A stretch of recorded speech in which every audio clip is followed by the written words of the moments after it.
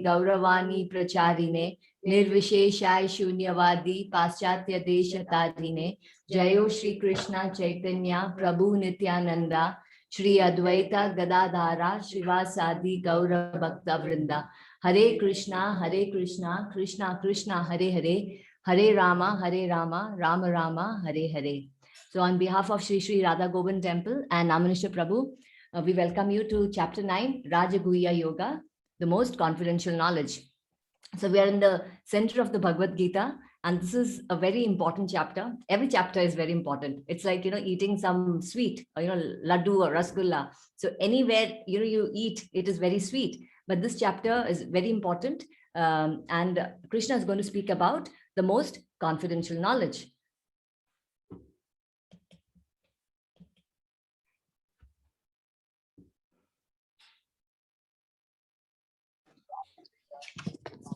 Hare Krishna. Shri Bhagavan Vacha Idantu te guhyatamam pravakshyamyana suyave jnana vijnana sahitam yajñatva mokshase shubhat. The Supreme Lord said, my dear Arjuna, because you are never envious of me, I shall impart to you the most secret wisdom, knowing which you shall be relieved of the miseries of the material existence. So look at Krishna over here. I remember, this is the painting. This is done by the devotees, and this is there in, there's a collection of paintings of the Lord of that, and the cover picture is this, okay? And Navalishya Prabhu, when he gave this book, he said, "Look at Krishna, how handsome he is." Actually, a devotee actually can see how beautiful the Lord is. Like people like us, we don't even know, who is Krishna, whether he's beautiful. Through the Shastras, through the devotees, we come to know, yes, the Lord is beautiful. So this is Krishna, look at him, how beautiful he is. So after he said, then I could see, yes, how beautiful he is. So this is Krishna, very, very beautiful. And what is Krishna telling? In fact, the name Krishna means all attractive. Actually, Krishna is the source of all beauty. And the name Krishna means all attractive. He attracts everyone. And what is Krishna telling? He's telling Arjuna, I shall impart to you this very confidential knowledge. Why? There's a very important qualification of Arjuna. And what is that? He's not envious. Since this envy, all the problem of our life actually began because we were envious of the Lord. We thought, oh, Krishna, I am there serving you in Goloka. I don't want to serve you. I want to enjoy without you. We were actually envious of the Lord. And this whole material body, this whole material creation is just because of this envy. Actually, it's very difficult to understand why we are envying Krishna. Because how can anyone, like this ant in the room, how can that ant actually envy us? Look at its position. Same way, we are like this ant, and where is Krishna, master of all the universes and everything. He's everything. And we are still envious of the Lord. So Krishna is telling Arjuna, I'm going to reveal this knowledge to you because you are not envious. So this envy, what is envy? Envy is, I like what you have, but I don't like the fact that you have it.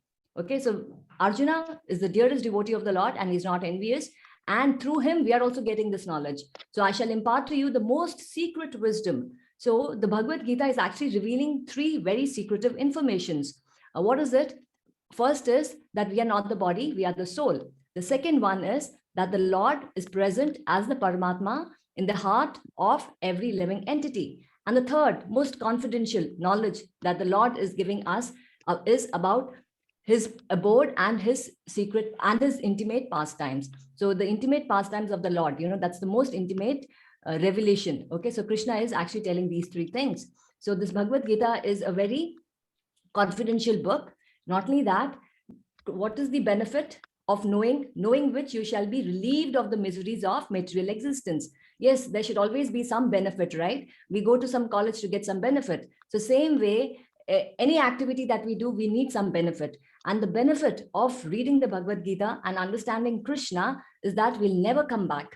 Material knowledge we gain, temporary benefit. But this knowledge, just by listening, just by trying to understand, making an endeavor, what happens? We are benefited. And what happens? We will never come back to this material world. Not only that, we are relieved of our miseries. Misery is only in this material world. So the moment I start understanding Krishna, all my problems, start going away. So that is the benefit.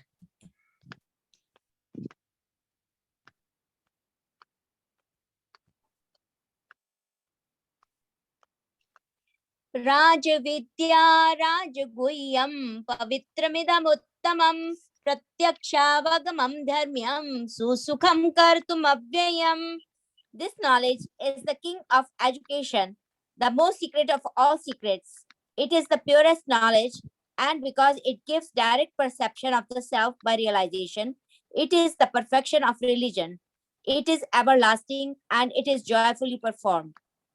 This knowledge is the king of knowledge. We hear this, right? Schools telling knowledge is power and all that. So, these are just slogans actually, because what is knowledge? According to Ishopanishad, knowledge is anything that is taking me towards the Lord. So anything that is taking me towards Krishna is knowledge, and anything that is taking away from Krishna is avidya. So vidya and avidya. And we say this is Vidyalaya, but actually Vidyalaya is not Vidyalaya. It is a place of learning skills. And there's a difference between skill and knowledge. So we learn all these skills so that we can use it to keep our body and soul together, so that we can earn some money and live, because we need money, we need to do some activity. So these so-called schools and colleges of today are basically skills. It is not knowledge, because knowledge is anything that is leading me towards the Lord. And so this is the king of knowledge, and it is the king of knowledge, the most secret of all secrets. So it is very, very secretive, because it is not available to anybody. Actually, Bhagavad Gita is available to everyone. I mean, you can just go and you can download. There's a free this thing. We don't even have to go and buy. It's online. It's there. It's free. Anyone can have access to it. But again, when you want something to be kept in a very secretive place, you actually keep it in the open, because the general tendency is it is there in the open, so it's not it is not very expensive. It is not very important, because anything that is very important, we will keep it in the cupboard and we will lock it. We'll keep it in the bank. But this knowledge actually is very secretive. It's very confidential, but it is still not accessible, even though it's actually accessible. Why? Because we still need to have some punya. Without that, we cannot access this knowledge. So it is very secretive. It is very pure. Now I read some magazine, I read some literature. What is happening? I actually am going to hell, because it is taking me away from Krishna. It is lowering my consciousness. If I open TV right now, what's going to happen? I get disturbed. If I read any mundane literature, I actually come down to the platform of the writer, right? So my consciousness starts getting lowered, because nobody's talking about the Lord. So this knowledge is actually purifying us. So just by reading, just by listening, we get purified, and it gives direct perception. Okay, so it's not that it is not giving me perception. It is giving me perception of the Lord, and it is a perfection of religion. All right. So this is the perfection. What is topmost religion? What is religion? Religion is nothing but serving the Lord, knowing who I, who is the Lord, and what is our connection. So this is the highest. This is giving me the perfection of religion, and it is everlasting. It is not that I do something and it is lost. I do some course in material world. I join a college and I'm not able to give my final exams. I don't get my degree. Even in this material world, I'm considered a failure, even if I'm not able to finish that one part of it. But this Bhagavad Gita, or devotional service that we do towards the Lord, it is everlasting. It is not for one birth. It is therefore, it's an eternal credit. So even after this, I do not chant, I do not read the Bhagavad Gita. Whatever little I've done, that is accumulated for me for life after life. So Krishna never forgets anything that a devotee does. Krishna never forgets anything. I give a flower to Krishna. Krishna will eternally remember, oh, this person has given me a flower one day. Oh, this person has read Bhagavad Gita up to 9th chapter. So this is an eternal credit. It is everlasting, and not one birth, millions of birth. And it is joyfully performed. So it is not that we are reading the Bhagavad Gita and we are very sad and we have to die. And then when we go to Goloka, we are happy. So the moment we take up devotional activity, we become happy. So it's not that, that in this life, it's all about death, because yesterday's chapter was of death. Death is okay. That's the after, because everyone has to die. And after death, what happens? We go there to the abode of the Lord and directly serve the Lord. But it doesn't mean I have to die. I have this life today. What do I do today? I engage myself in Krishna's devotional activity. And what happens? I start getting the joy right away. It is not like, oh, I die and then I'm happy. No, the moment we take up devotional activity, we are happy. This joy starts coming to us, because because we are basically Sachidananda. The spirit is Sachidananda. So we need Ananda, and this devotional activity gives us pleasure. So it is joyfully performed, not like our office work. Many times, there's a mismatch between our profession and our qualities. As a result, most of us, when it is Monday, we are very sad. When it's Friday, we are very happy. So this is not like that. This is joyfully performed. This is everlasting.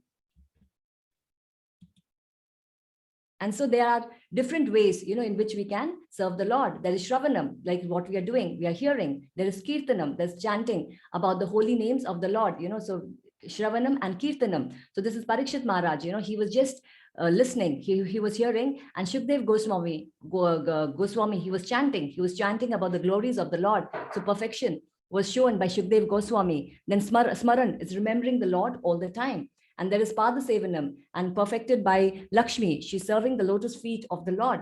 There's Archanam, that is worshipping of the Lord. There is Vandanam, offering prayers to the Lord. Dasyam, like Hanuman, you become a servitor of the Lord. So we can do that. And there is Sakyam, considering Lord to be the best friend. And there is Atma Nivedanam, that is complete surrender to the Lord, giving everything to the Lord. So these are different ways in which we can actually serve the Lord. I mean, some of us like to hear, some of us like to chant, some of us like to remember the Lord all the time. So it's very, so based on the mood of the devotee, there are different provisions for all of us. And I can take up any one process and reach the lotus feet of the Lord, or I can do all of them, or I can just pick up one or two. So it's nothing like that, oh, everyone has to do everything. No, whatever, based on my inclination, based on what I like, based on my taste, I can take it up. So Shravanam is perfected by Parikshit Maharaj, Kirtan by Shukdev Goswami, Vishnu Smaranam, remembering the Lord all the time. This is perfected by Prahalad. So in the midst of everything, all the dangers, every time, he never forgot the Lord. So Lakshmi, anyway, she is the greatest servitor of the Lord. She is doing Padasevanam. Archanam is perfected by Maharaj Prithu. Vandanam, that is praying, is perfected by Akrura. Dasyam is Hanuman, and Sakyam is Arjuna, he was the greatest devotee of the Lord. And Atma Nivedanam, Bali Maharaj, he offered everything to the Lord. Actually, the devotee and the Lord, the relation is so beautiful that when Bali Maharaj actually gave everything to the Lord, the Lord, nobody, many of us don't know that Lord actually agreed to be his doorkeeper. Can we, and he gave him a better planet, than what he had. And not only that, Krishna now becomes Bali Maharaj's doorkeeper.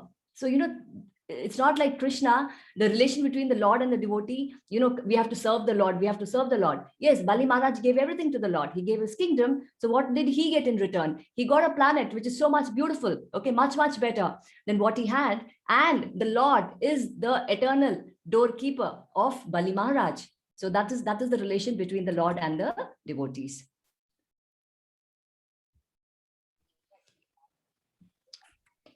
Ashraddhana Purushaha Dharmasyasya Parantapa Aprapya Mam Nivartante Mrityu Sansara Vartmani. Those who are not faithful on the path of devotional service cannot attain me, O conqueror of foes, but return to birth and death in this material world. So what is very important for us is that we should have faith. This faith is very, very important, and it's not easy to get. It is Shraddha, but that preliminary faith, we need to have. So this preliminary faith is there even in material field.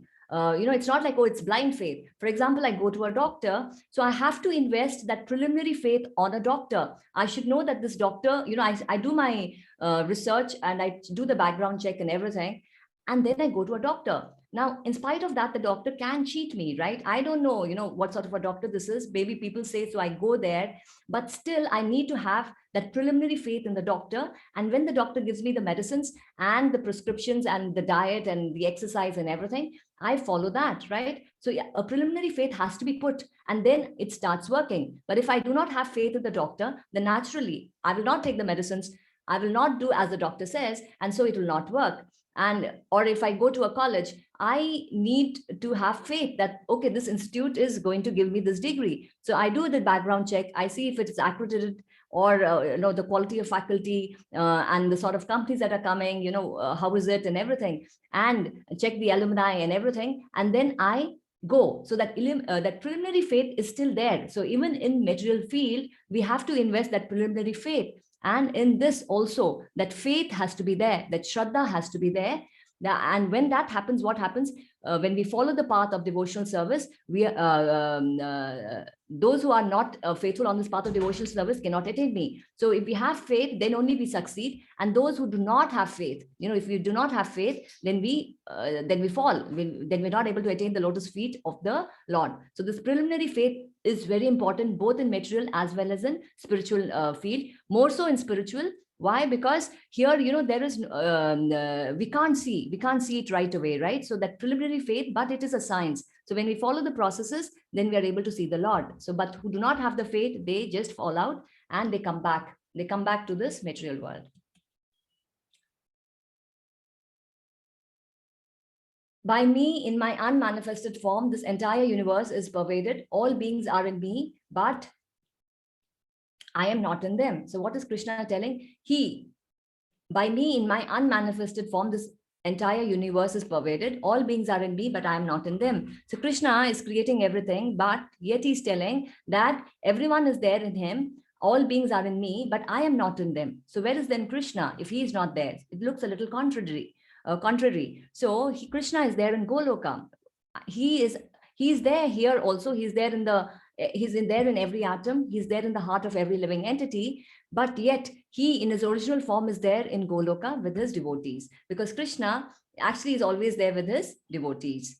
And yet everything that is created does not rest in me. Behold my mystic opulence. Although I am the maintainer of all living entities, and although I am everywhere, still myself is the very source of creation. As the mighty wind blowing everywhere always rests in ethereal space, know that in the same manner, all beings rest in me. So Krishna is basically everything. He's the creator, maintainer, destroyer.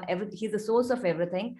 And as the wind, the wind cannot go above the sky. So it is resting within the sky. So same way, know that in the same manner, all beings are resting in him. So everything is a part of Krishna. Krishna is there everywhere, and we are all controlled by the Lord. The whole cosmic order is under me. By my will, it is manifested again and again, and by my will, it is annihilated at the end. So Krishna, so nothing is moving without the will of the Lord. He is the supreme controller, and by his will, it is created. By his will, it is annihilated. Oh Dhananjaya, all this work cannot bind me. I am ever detached, seated as the neutral. So even though Krishna is getting so many things done, he's creating multiple universes, he is maintaining all these universes, he's destroying all these universes, but nothing is binding. Why? It's just like a Supreme Court judge. Now the judge is giving orders. He says, okay, fine, kill this person, put this person behind bars. This person has to give this compensation. Yet he's giving this order, not getting attached to anything. Same way Krishna is doing everything, and he's very neutral to everyone, because everyone is his child. So he's very neutral, and he's just giving everyone what they deserve.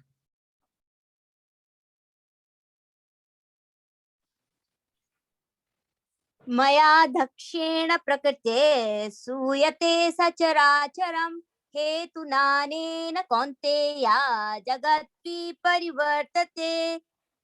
This material nature is working under my direction, O son of Kunti, and it is the producing all moving and unmoving beings. By its rule, this manifestation is created and manifested again and again.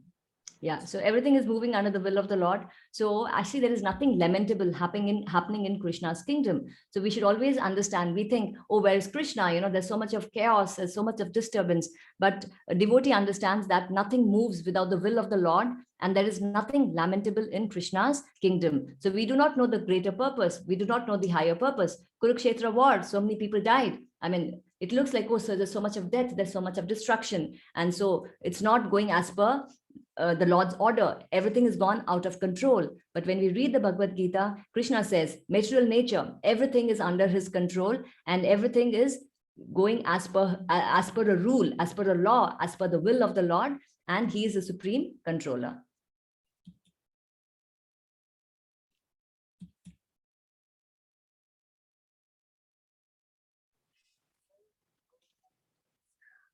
Avjananti mamudha manushin tanumashritam param bhavamajanananta mama bhuta maheshwaram.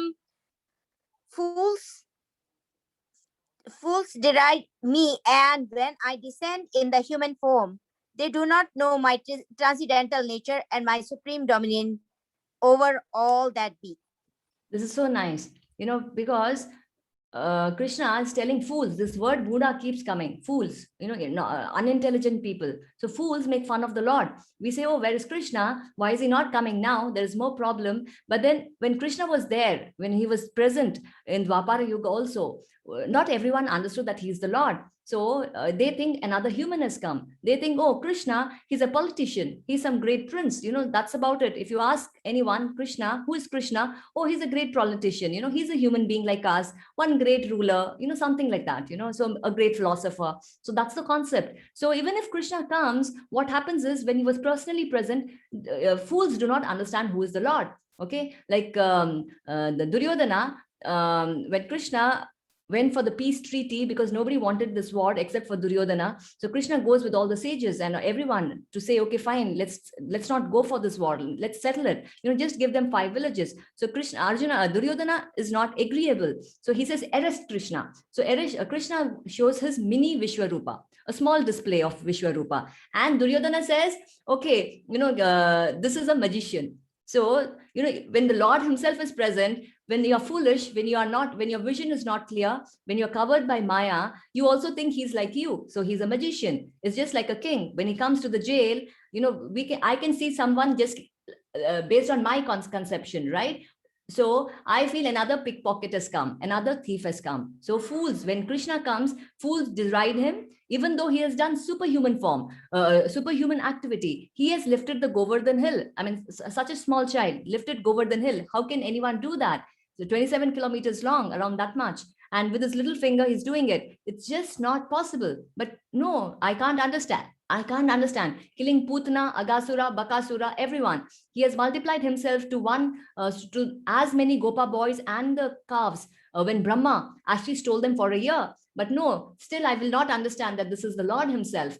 So whatever I do, if you do not want to understand, then you will not understand. So foolish people are like that. They do not want to, because they don't want the Lord, right? So the main thing was, I don't want Krishna, I don't want you. And so I am not intelligent. So even if the Lord comes face to face, I will not be able to understand. And so they deride him and they do not know his transcendental nature and his superior dominion.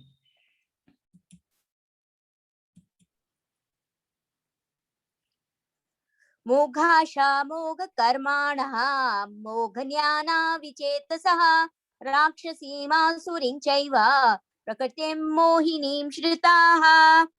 Those who are thus bewildered are attached by dynamic and athletic views in that diluted condition that their hopes for liberation, their fruitive activities, and their nature of knowledge and all defeated. So now what is the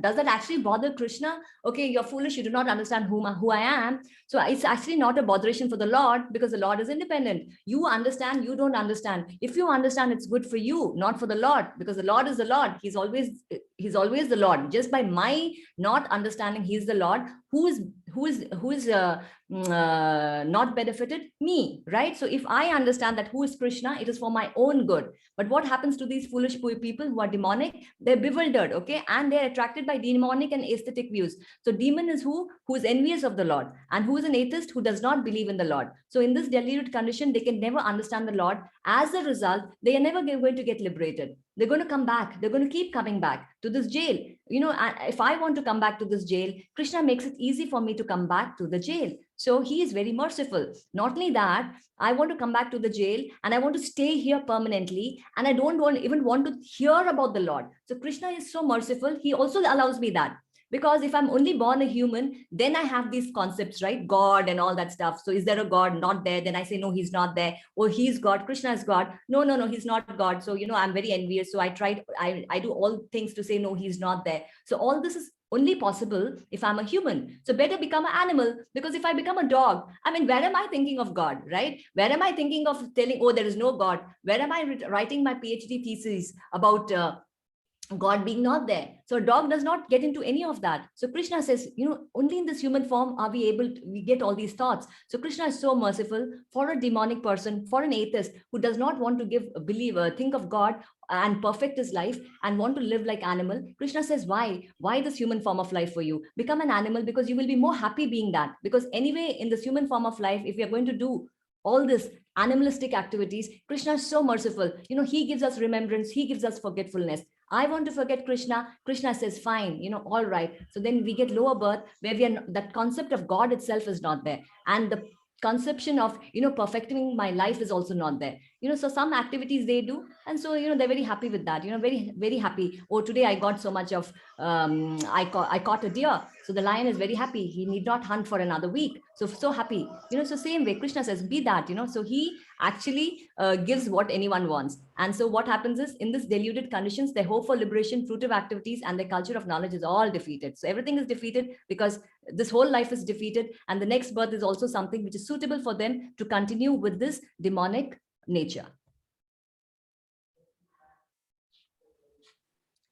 Mahatmanastu mam partha daivim prakrtimashritah bhajantananya manasah jnatva bhutadimavyayam. O son of Pratha, those who are not deluded, the great souls, are under the perfection of the divine nature. They are fully engaged in devotional service because they know me as the Supreme Personality of Godhead, original and inexhaustible. So just like we have these fools, there's another category of people, right? So these are the Mahatmas. So what do?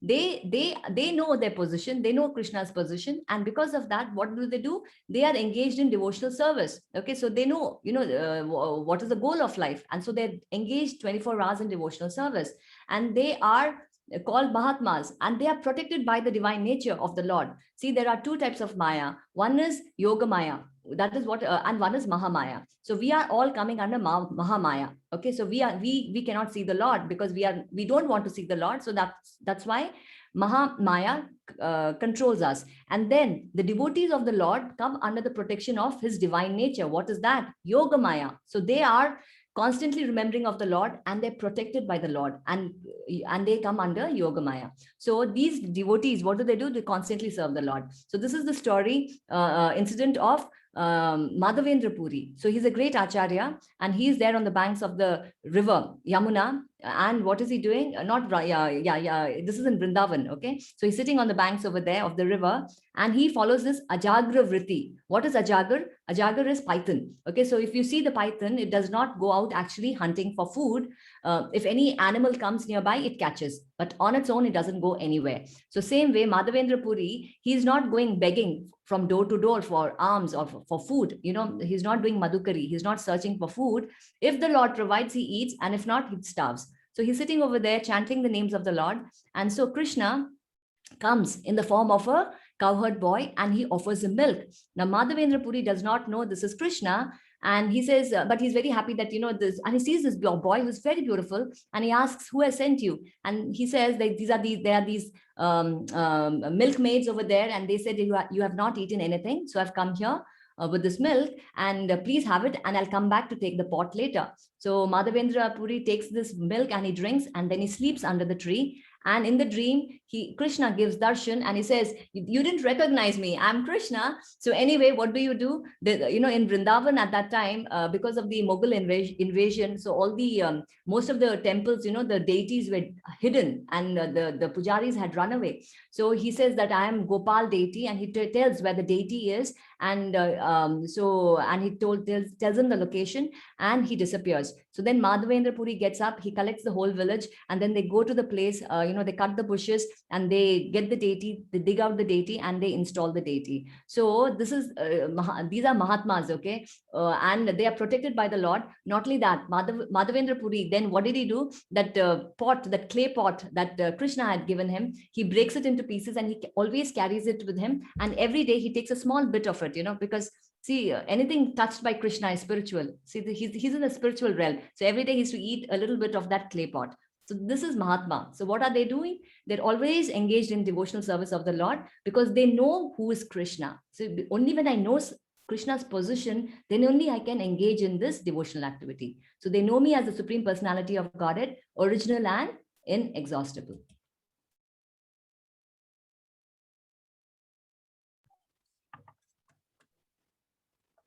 Satatam kirtayanto mam yatantasya dridvrataha namasyantasya mam bhaktya nityayukta upasate. Always chanting my glories, endeavoring with great determination, bowing down before me. These great souls perpetually worship me with devotion.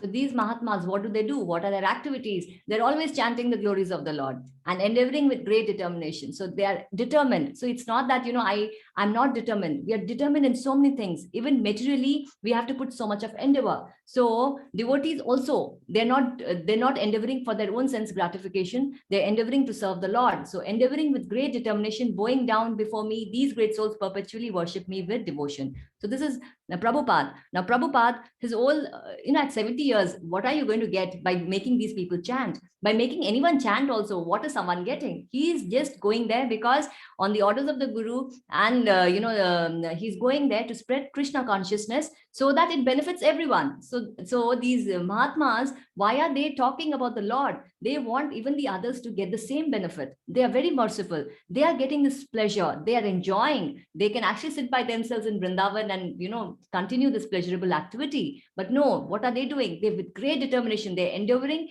and they are worshipping the Lord, and they also make others worship the Lord. So this is, Prabhupada, this is the installation of the deities in London. The deities in London are called London Ishwara, and in Paris, it is called Paris Ishwara. Otherwise, all the temples are named after the Lord, right? But here also, London Ishwara. Why? Because he's the Lord of London, right? Actually, Krishna is the Lord of the whole universe. So that's why Jagannath, he's the Lord of everything. So these temples are named like that in these two places. So this is Prabhupada, engaging everyone in the devotional service of the Lord.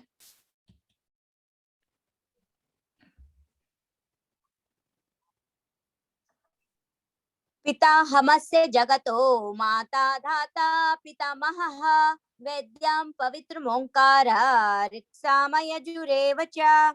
I am the father of this universe, the mother, the support, and the grandsir. I am the object of the knowledge, the purifier, and the syllable Om. I am also the Rik in the Mama and the Yajurveda.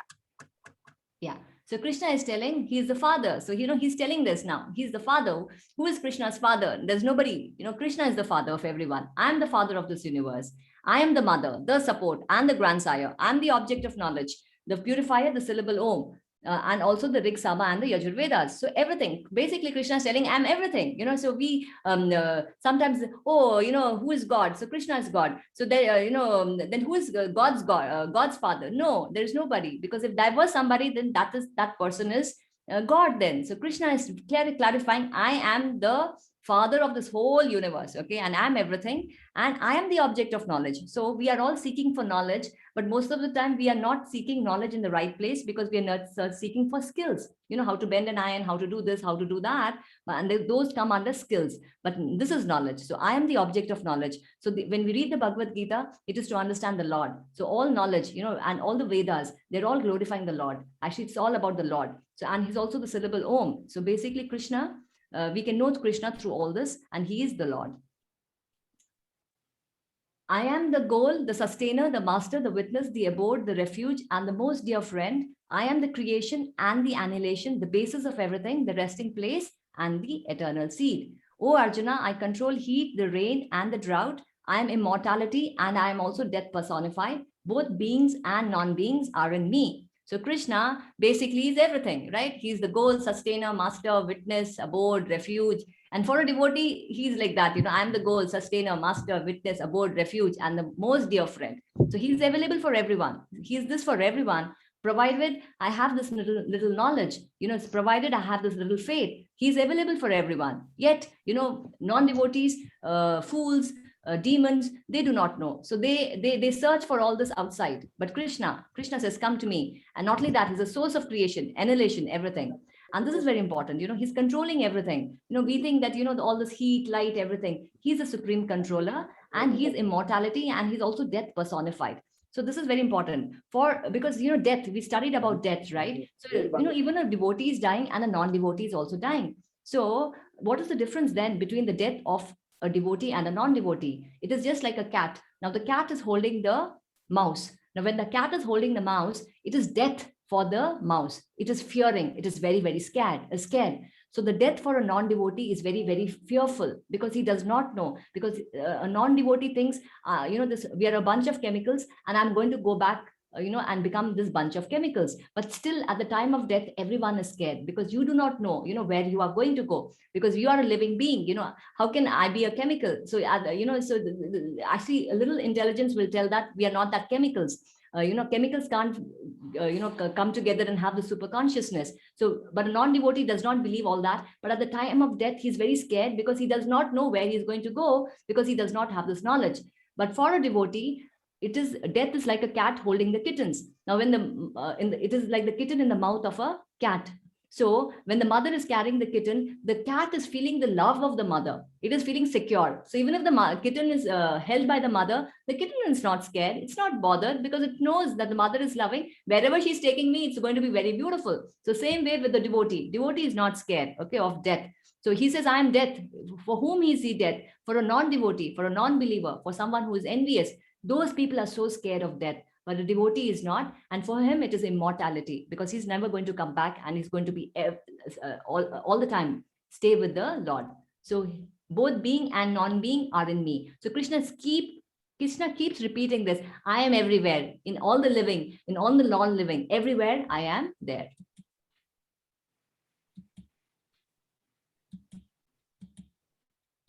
Those who study the Vedas and drink the Soma juice, seeking the heavenly planets, worship me indirectly. They take birth on the planet of Indra, where they enjoy godly delights. So when we study the Vedas and drink the Soma juice and seeking these heavenly planets, what are we doing it? We are worshiping the Lord indirectly. Actually, everybody is worshiping the Lord, directly or indirectly. So, for example, an atheist also, people who want Krishna, they worship the Lord directly. But a non-devotee, he's worshiping the Lord indirectly. How? Krishna has got these 6 opulences, right?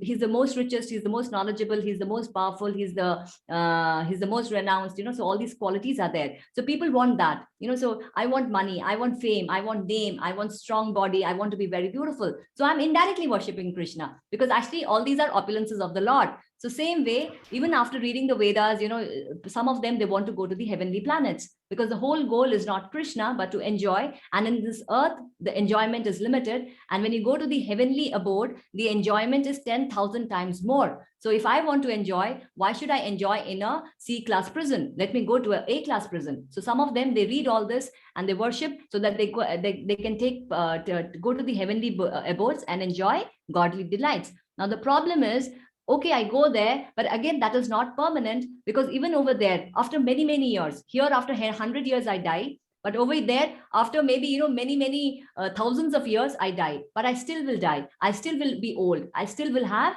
disease. So it is very stupid. Why? Because even if I go there, it is not permanent. So I go there with great endeavor, and then I come down again, like this Ferris wheel. You go up, then you go down. So that is not intelligent. How long can I stay there? As long as I have the punya. So till I do have this punya currency, I can stay. Just like if I go to Switzerland or to the US or to some nice exotic country, I can stay there as long as I have money. The moment my money gets over, I have to come back to my house. So same way, it is not permanent, heavenly abodes. So go there, but come back again. So that is not very intelligent. So when they have thus enjoyed heavenly sense pleasures, they return to this mortal planet again. Thus, through the Vedic principles, they achieve only flickering happiness. So this is not permanent happiness, very flickering. So, if we are really intelligent, we should go to the heavenly spiritual abode, not heavenly abode, because there all this happiness is there. It's not that this happiness is not there, but also it is permanent. So better to go there and be with the Lord. अनन्याश्चिन्तयन्तो मां ये जना पर्युपासते तेषां नित्याभियुक्तानां योगक्षेमं वहाम्यहम्. But those who worship me with devotion, meditating on my transcendental form, to them I carry what they lack and preserve what they have. So this chapter is full of very beautiful shlokas, and this shloka 9.22 is considered the most important shloka of the whole of Bhagavad Gita. Now, if this whole Bhagavad Gita, this center chapters are like the locket, then this shloka is the diamond of the locket. So this is so inspiring, and for all the devotees that, we have some hope. Ajamila story yesterday, we knew that, okay, there is hope for us. But here again, the mercy of the Lord is shown. So so Krishna is telling, those who worship me with devotion, meditating on my transcendental form, to them, I carry what they lack and preserve what they have. So this LIC, you must have seen this yoga kshemam vahamyaham. So this is a very popular line, which is taken by LIC, right? So people actually take bits and pieces of the Bhagavad Gita and they put it here and there. So what is Krishna telling? He tells that I give what you do not have, and I preserve what you already have. Now,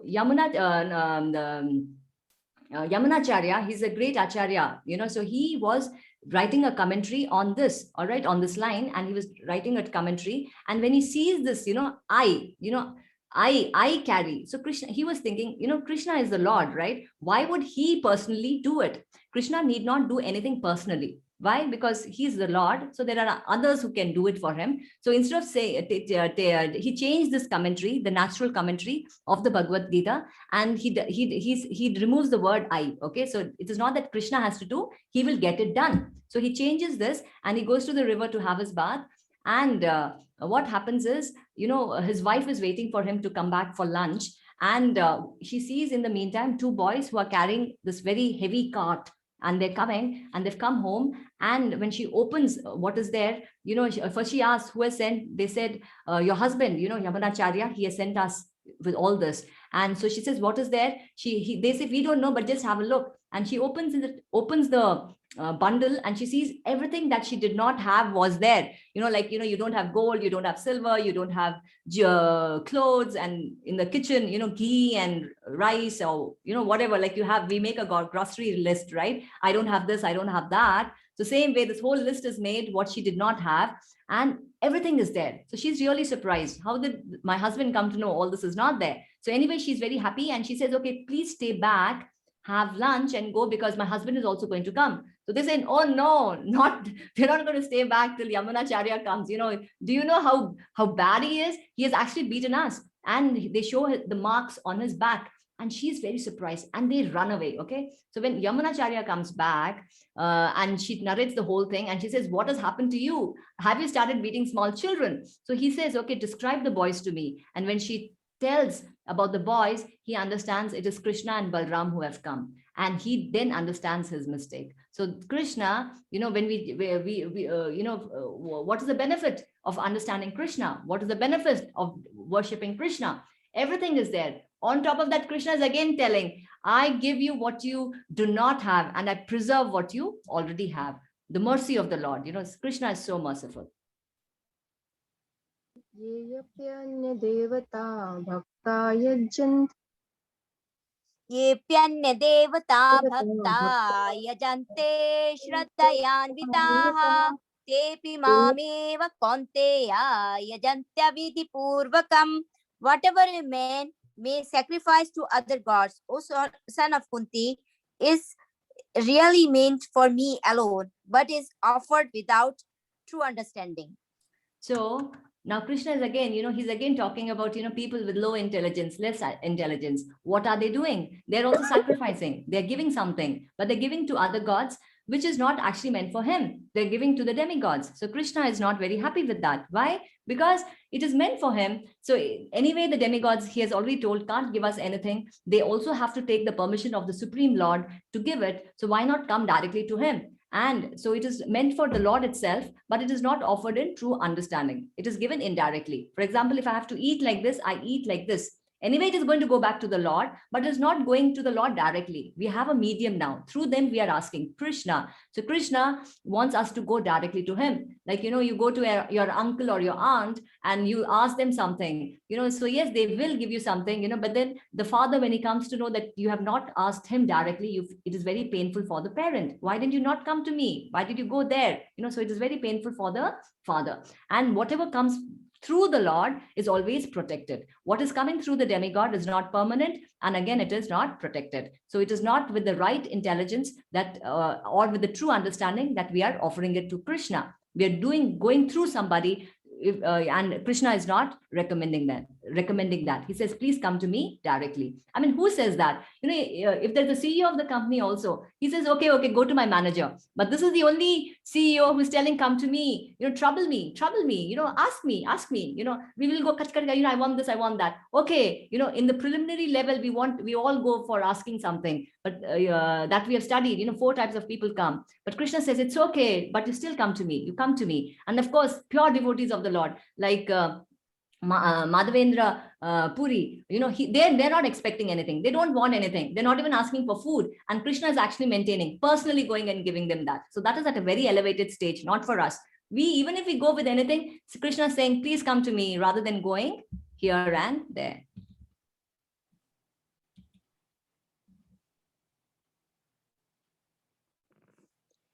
Yanti devavrata devan pitrenyanti pitravrataha bhutani yanti bhuteja yanti madhyajinopi mam.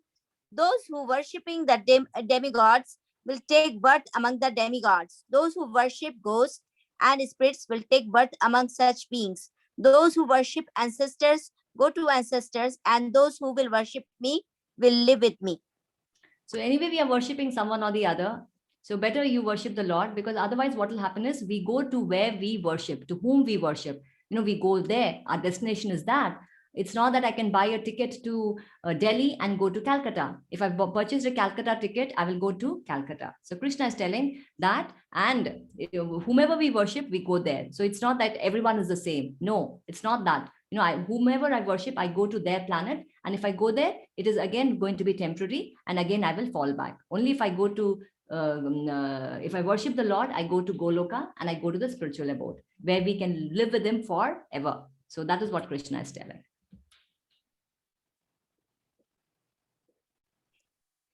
Patram pushpam phalam toyam yo me bhaktya prayachati tadaham bhaktyupahartam ashnami prayatatmana. If one offered me with love and devotion a leaf, a flower, fruit or water, I will accept it. So Krishna, he's making it very clear. You can offer me all this. You can't offer me non-veg. You can't offer me egg. You can't offer me tamasic food. So all that I do not eat. So Krishna is very clearly telling what he eats.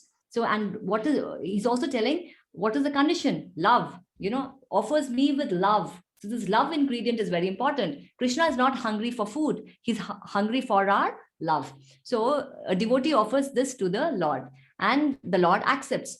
It's just like, the father. Now, parents, they get all these things for home, at home, right? So you get all these biscuits and you get something at home. And a small child, this 3-year-old child, or 4-year-old child takes one biscuit or one cookie and then offers it to the parent. Now the father feels so happy. Now, what did the child offer? Did he go out and earn the money? Did he go out and buy the cookie? No, he did not. What the father did, from that he has taken one and he has offered to the father. But the father is not seeing that. The father is telling, oh my God, my child gave me this. So he's so very happy with the child. So same way, what can we offer Krishna? Everything belongs to Krishna. Everything.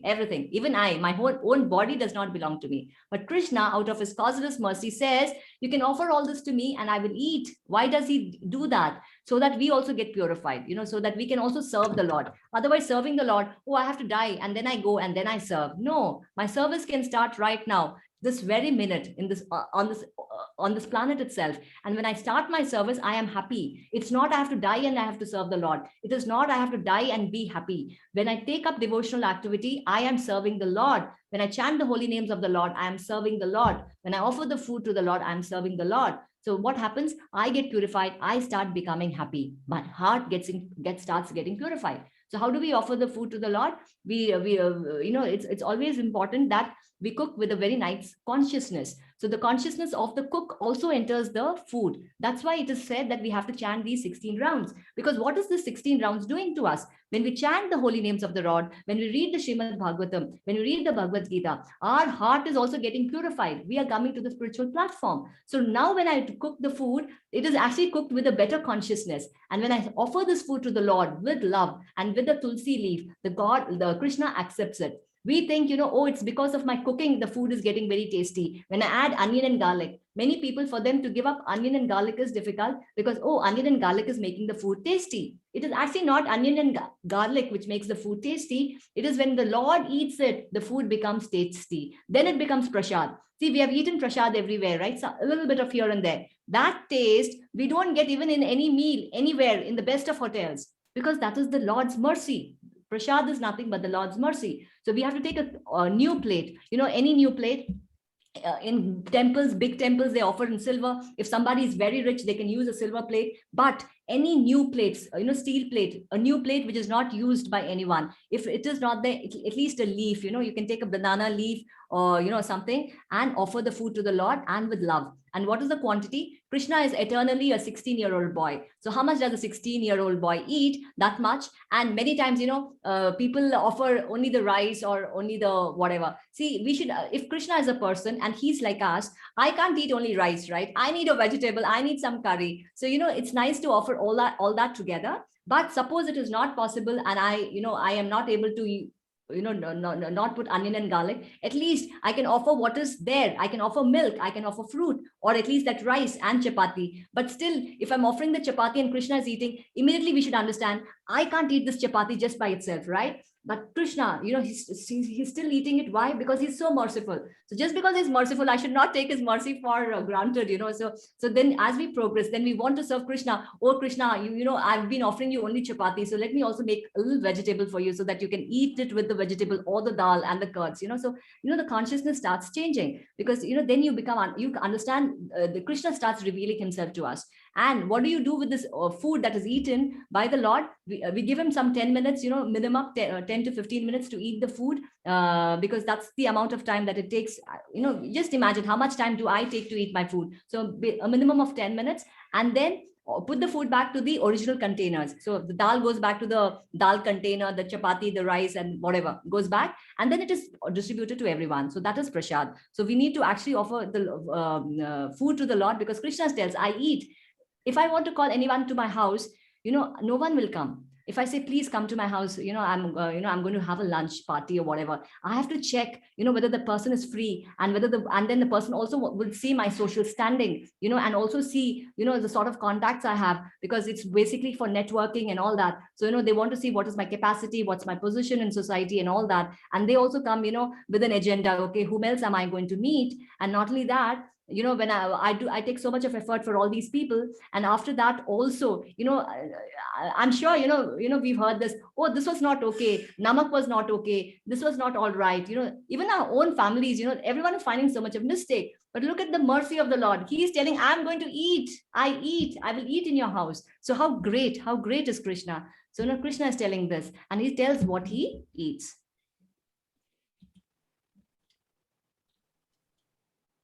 Yat karoshi yadashnasi yajjuhoshi dadasi yat tapasyasi konteya tat kurushva madarpanam.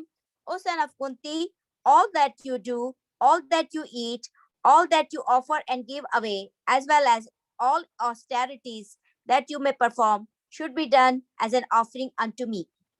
So whatever we do throughout the day, everything should be done through the Lord, not independent. When I do something independent, then I take the karma. So it could be good activity, bad activity, I take the karma. So when I do everything through the Lord, it's not that I do bad activity, because then we follow the Shastras, we know what Krishna says we have to do. And whatever activity I do, I threw it through the Lord. It is not done independently. It is not done through me. So I do it as an offering to the Lord.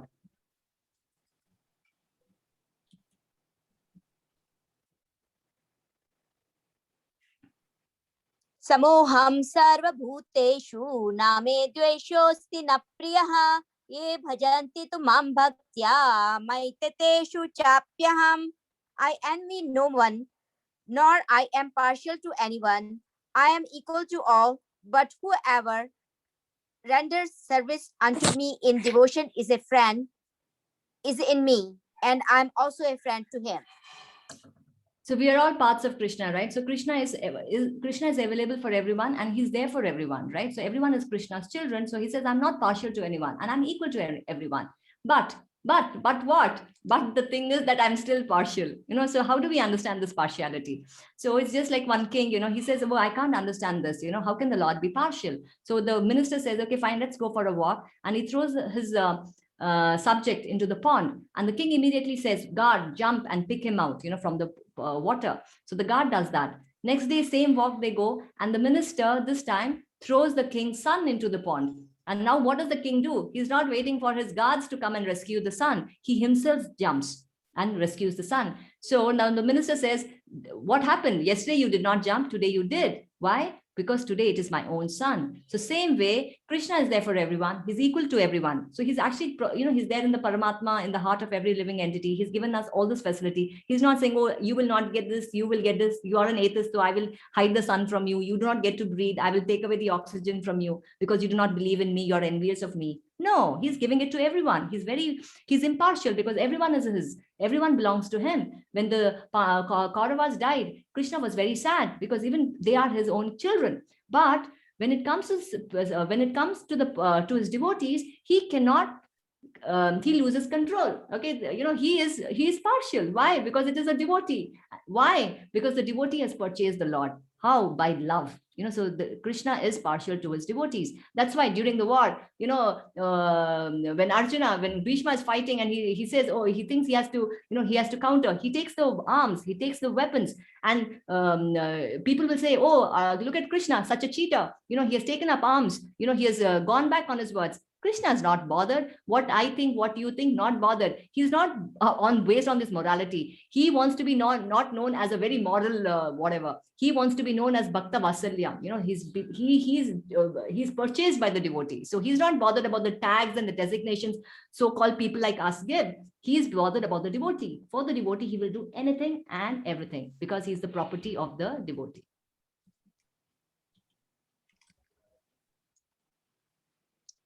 Api chetsi duracharo bhajte mam ananya bhak sadhureva samantavya samyak vyavasito hi saha. Even if one commits the most abominable actions, if he is engaged in devotional service, he is to be considered sanity because he is properly situated. So nice. So what does Krishna say? So, okay, yeah, fine. We're trying to become devotees, and in the process of becoming devotees, because it's a journey, right? We study, there are 9 stages. So it's not that, oh, now I'm chanting, I'm reading the Bhagavad Gita, I'm a devotee. No, when in the process of becoming devotees, we may commit some sinful actions. So what does Krishna say? Does he say, oh, you're a sinner? No, Krishna does not say that. He says, fine, you're my devotee. And you know what? He's still saintly.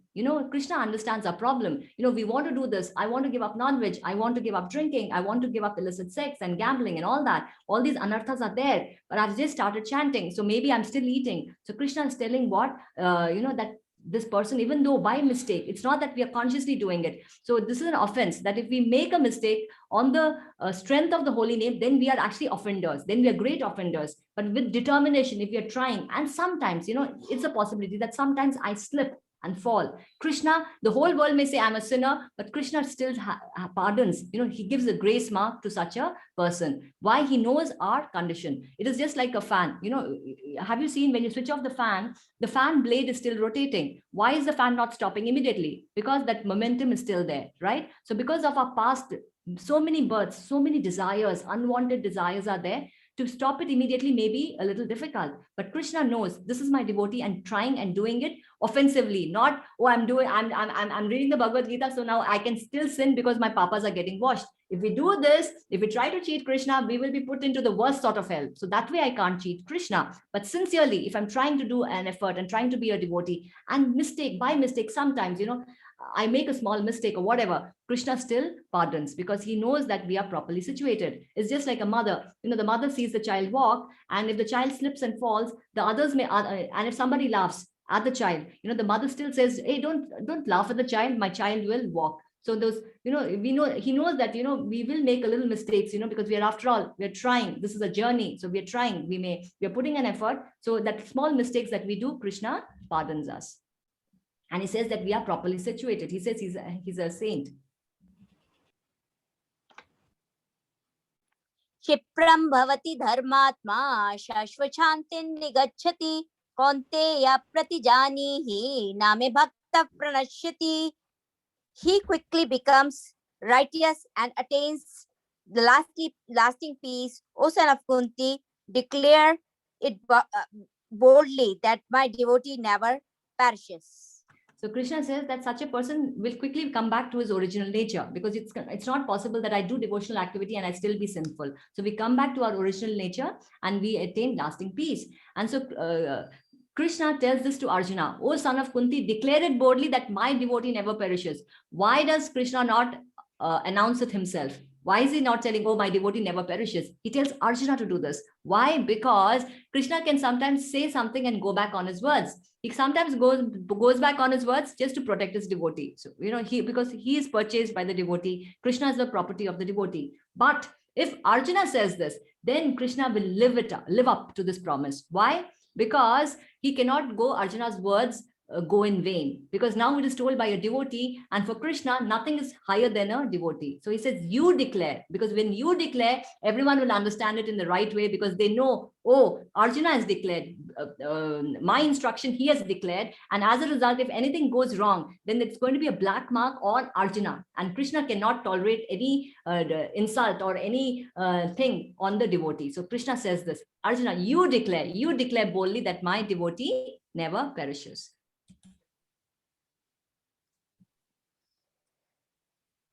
Mami partha yepi papayonayaha istriyo vaishyas tatha shudras tepi yanti parangatim.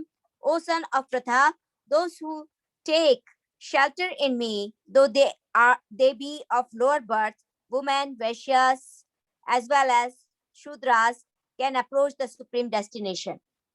Krishna says there is no barrier, so Krishna is available for everyone. So we could be born in any situation, but just by taking up devotional service, we can reach the supreme abode. So whatever my present condition, that is immaterial. Manmana bhava madbhakto madhyaji mam namaskuru mami vaishyasi yuktvaibam atmanam matparayanaha. Engage your mind always in thinking of me, offer obeisances and worship me. Being completely absorbed in me, surely you will come to me. So this is the last shloka. Yeah, Hare Krishna Mataji. So this is the last shloka. So Krishna is telling us three things. Engage your mind, always thinking of, always thinking in me, thinking of me. So we should always think of the Lord. Okay. So how do we think of the Lord? It's very difficult, right? Because I don't know who is Krishna, right? So I just know a little bit here and there. And so who is Krishna? I don't know. So how do I engage myself in remembering him always? By chanting the holy names. Thinking grows in four ways. Thinking of the name, then second is the form, third is the paraphernalia, and fourth is the pastime. So this thinking of the Krishna Leela and all that is for exalted devotees. They can actually absorb themselves in Krishna Leela. They can constantly meditate on that. For us, it starts with the chanting of the holy names, because it starts with the name. So name, form, then is the when we think of the name, then the form of the Lord comes to us, gradually, and then is the paraphernalia. What is paraphernalia? Paraphernalia means anything associated with the Lord. For example, a person's paraphernalia could be his house, his car, his mobile, his husband, his or her husband, wife, and the kids. So these are all things associated with that person. So Krishna also, he's a person, and he has got all these paraphernalia, right? He's got his parents and his friends and his abode and his, so all these things are there associated with the Lord. So we think we can think of the paraphernalia of the Lord, and fourth is the pastime. So name, form, paraphernalia, and pastime. So we can think of the Lord in all these four ways. Not only that, Krishna says, offer obeisances and worship me. So Krishna is telling obeisances, please offer your obeisances, bow down towards the Lord and show your respect and worship the Lord, and then be completely absorbed in him. So these are the three ways in which we can engage ourselves, engaging a mind, always thinking of him. And in that we have name, form, paraphernalia, and pastime, thinking of all these four things, offering obeisances and worshiping him, and being completely absorbed in him. And when we do that, what happens? We will surely go back to the lotus feet of the Lord. So with this, we end and we have bhajans, and then we will open to questions. Thank you, Mataji. Yeah. Kishore Prabhuji. Yeah, Mataji. I'm there. Hare Krishna.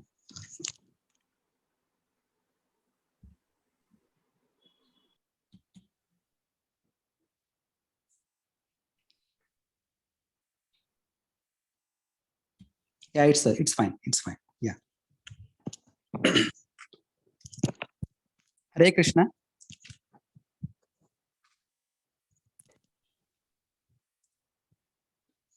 Shall I start, Mataji? Please go ahead. Yes, Please go ahead. Prabhuji. Yeah. Pibare Ramarasam.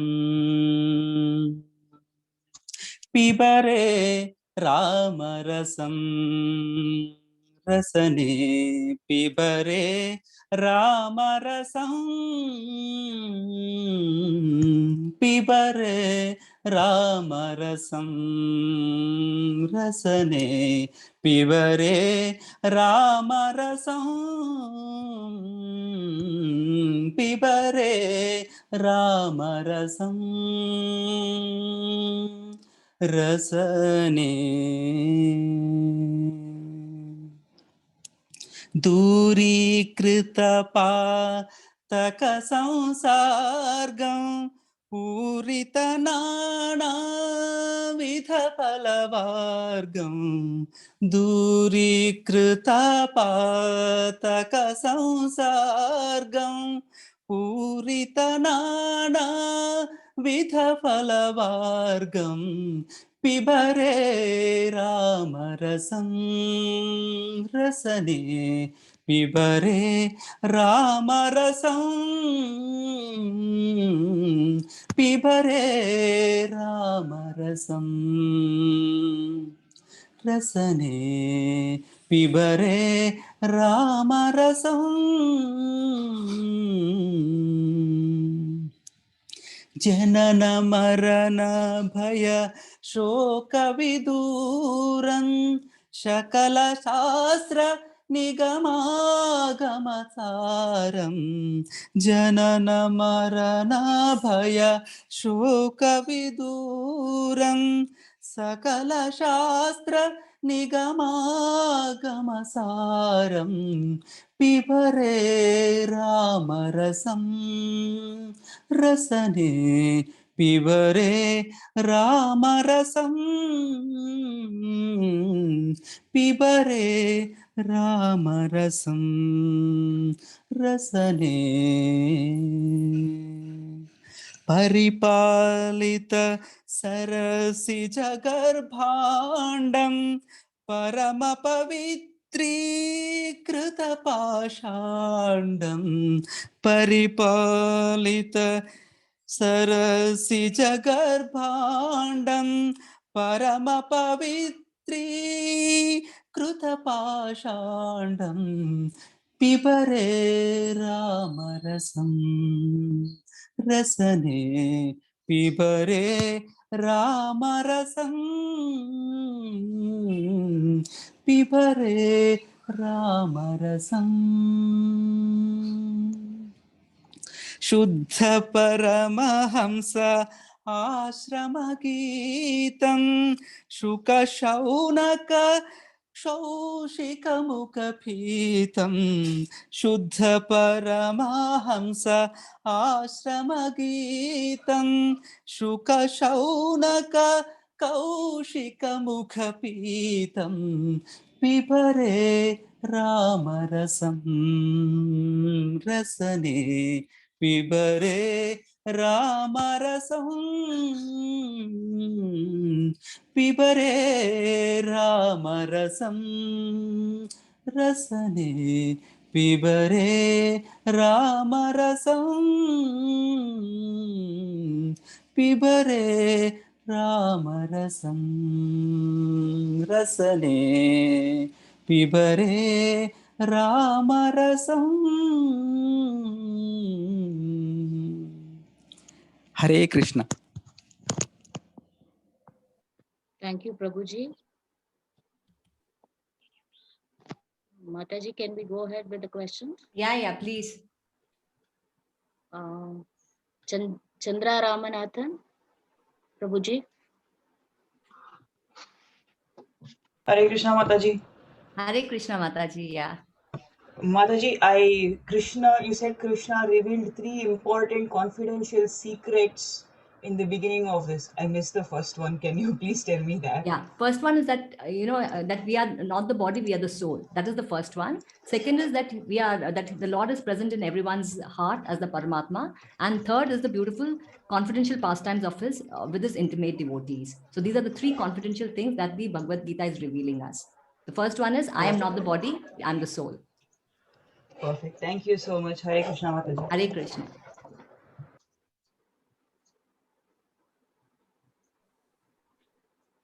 Sanjay Panditji. Sanjana. Sanjana Pandit. Hare Krishna Mataji. Yeah, Hare Krishna. Actually, this question is related to the yesterday's topic. I just read it in the Q&A. Can I ask the question? Yeah, please. Yeah. There was a question saying, what are the 5 kinds of fire? The 5 kinds of fire, and what are the 5 kinds of sacrificial sacrificial offerings? What is this related to? I didn't understand that. Okay, that's in the Bhagavad Gita, is it? So Yeah, I am not also very sure that shloka is not covered here in this, right? So even I'm not this thing, Mataji, about this. Well, I can check out and come back to you tomorrow. But Okay. I think 5 kinds of sacrificial fire and offerings, right? So I'll have to go back to the shloka and get Sacrificial back. offerings and 5 kinds of fire. There's an answer also. If you want, I can read it out to you. Shall I? No, Mataji, what I'll do is, because I have to go through that once more because that shloka was not covered here, right? Yeah, So that's why. yeah. So what I would also recommend is, that you can actually go to the advanced Bhagavad Gita because in there, every shloka, is taken in depth, but I will go to that. Can you tell me which shloka it is? Because I will answer that. So in that, Ma'am, there's nothing given, like it was just in the question. Just a okay. second. So I just see that. It's in 8.3 somewhere. 8.3. Okay. Yeah. All right. Okay. Yeah. Hare Krishna. Mataji, this question is from a devotee HR. Huh. Other religions does not have Krishna. What do the pious in them do? So they follow the rules and regulations of that particular religion because every religion is talking about God. But then, here it is talking advanced level, right? So, he's talking about the God per se directly, the name, the form, paraphernalia, everything is there. Over there, the name of the God is also not revealed. Yes, God is there, right? But who is God? What's his name? How is his form? So no wonder they don't have, the idol worship. I mean, they call it idol worship. It's not idol worship. It is actually the worship of the Lord, which is actually going to be spoken in the later chapters. So yes, knowledge is there, but not complete knowledge. So what do? They follow the instructions of their particular religion because every religion is actually purifying us. So you follow the rules and regulations, and then what happens? Then you get purified, and then you go higher and higher. But it's not. So what do I do? Then do I wait back? No, that's why actually Prabhupada went to the West because it is available for everyone. This Krishna conscious, it's not that, these designations is what we have made, right? So Krishna is available for everyone. So he's not the so-called other religion. He's also there in their heart. He's also there in there as a Paramatma. So whenever someone, wherever we are, I can be a Hindu and still not believe. So whenever there's a desire in me to understand the Lord gives me inspiration and he will be guiding me towards the Bhagavad Gita. So this is the most secretive of all knowledge, but it is, again, it is available. It is not that I can't have access to this. Translations are done, in all the languages of the world. world. But then, even though the translation is there, something should inspire me, right? So when I have this desire, Krishna inspires me and takes me there. So for the other people, they can follow, and if they're satisfied with that, great. But then sometimes, once you get that, then you want something more. And when the desire to get that something more comes, then Krishna himself inspires. So he need not wait for somebody. That Krishna is the first guru. The first guru is the Lord who is sitting in the heart. So he inspires us, and he will take you to that Bhagavad Gita. I could be in any corner of the world, Timbuktu, and I still, if there is a desire, Krishna will guide me to him. If not, he will make me forget. So for others, they have to follow their path and be nice and follow that path. And then, when the desire to come a little bit more about the Lord comes, then Krishna will actually take them here. Mataji, this question is from Radha. How to explain the current pandemic if he creates everything?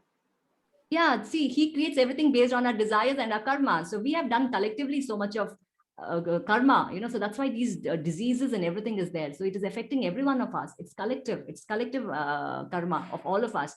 But Krishna has sanctioned it. It is not that even if we do that, it is sanctioned. It is sanctioned by the Lord. Yes, because in the 18th chapter, Krishna talks, for any activity to happen, his sanction is required. So ultimately, it is sanctioned also by the Lord for us, because we have done this, so much of collective sin, all of us together. Mataji, this question is from Tirtha Prabhuji.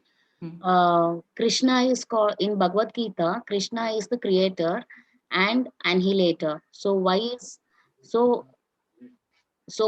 Brahma the creator and Shiva the destroyer? See, Krishna is willing. So then on their behalf, they do it. For example, like, the CEO wants something, then somebody else executes their order, right? So that way, they're executing his will. But he need not personally start getting into it. Yeah.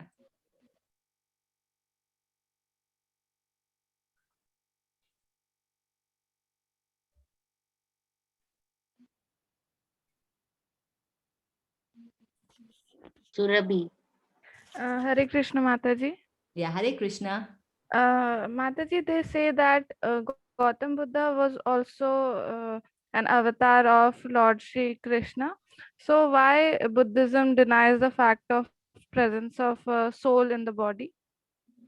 I don't know about Buddhism, okay? So I do not know whether they deny the fact of the soul of the body, but that's okay. What is, yes, it is written that, in the Shastra, that Krishna, one of the avatars of the Lord, is Buddha. So what is the whole aim of Buddhism? What does Buddha do? He did two things. In the name of Vedas, they were killing rampantly, right? I mean, all animals, everything was slaughtered in the name of, in fact, temples had become slaughterhouses. And so they're telling, we are doing the Vedas, we're following the Vedas, because in the Vedas, lower forms, you can actually offer it to the sacrifice, and then they get a human form of life. And in the olden days, they used to get it right in front. So that was not happening, but still it is written. So I'm doing it, some ritual, and temples are turned into slaughterhouses. So Krishna, Krishna is the father, right? He can't see animals being killed because animals are also his, right?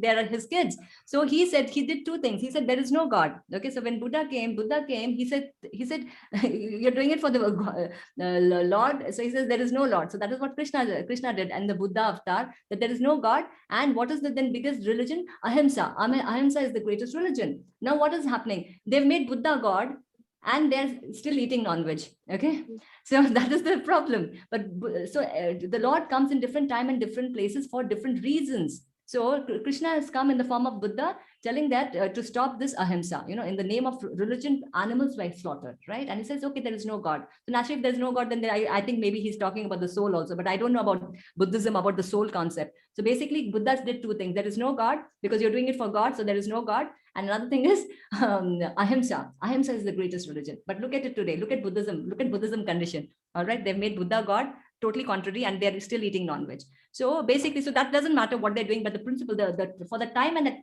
time, this thing, it was very much essential. So that is what Krishna said. And if they believe, they don't believe, it doesn't matter. That's why Krishna's telling, don't get stuck in the Vedas and all that. Rise above the flowery words of the Vedas, because the Vedas are telling us how to be comfortable in this world.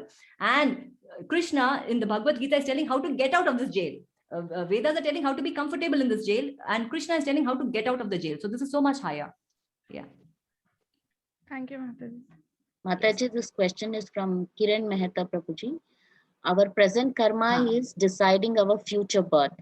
So if it is already planned, why should we struggle and work for today?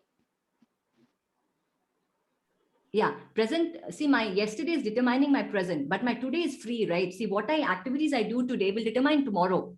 So it's not my tomorrow is already determined. My yesterday is determining today, but today again, full 24 hours is there, no? What I can do. So today, what I decide will determine tomorrow. So that freedom Krishna has given. It's not that it's chalked out. Like for a dog, it is chalked out. He's going to be born through that this thing, and then he's going to be, eyes are going to be closed. He's going to open his mouth. He's going to say bow, bow, bow, bow. Then he's going to eat some non-veg here and there. He can eat a little rice here and there. So, it is determined. For a monkey, it's determined. There is no karma for them. For them, it is like, you have to do this only. All the monkeys are going to live exactly the same way. We can't say this monkey is higher than that monkey. Everyone is the same. For them, there is no karma. As a monkey, they're going to do all this. As a tiger, he's going to do all this. And all tigers across the world are doing exactly that. But humans, we are intelligent. We have got this freedom. Animals don't have this freedom.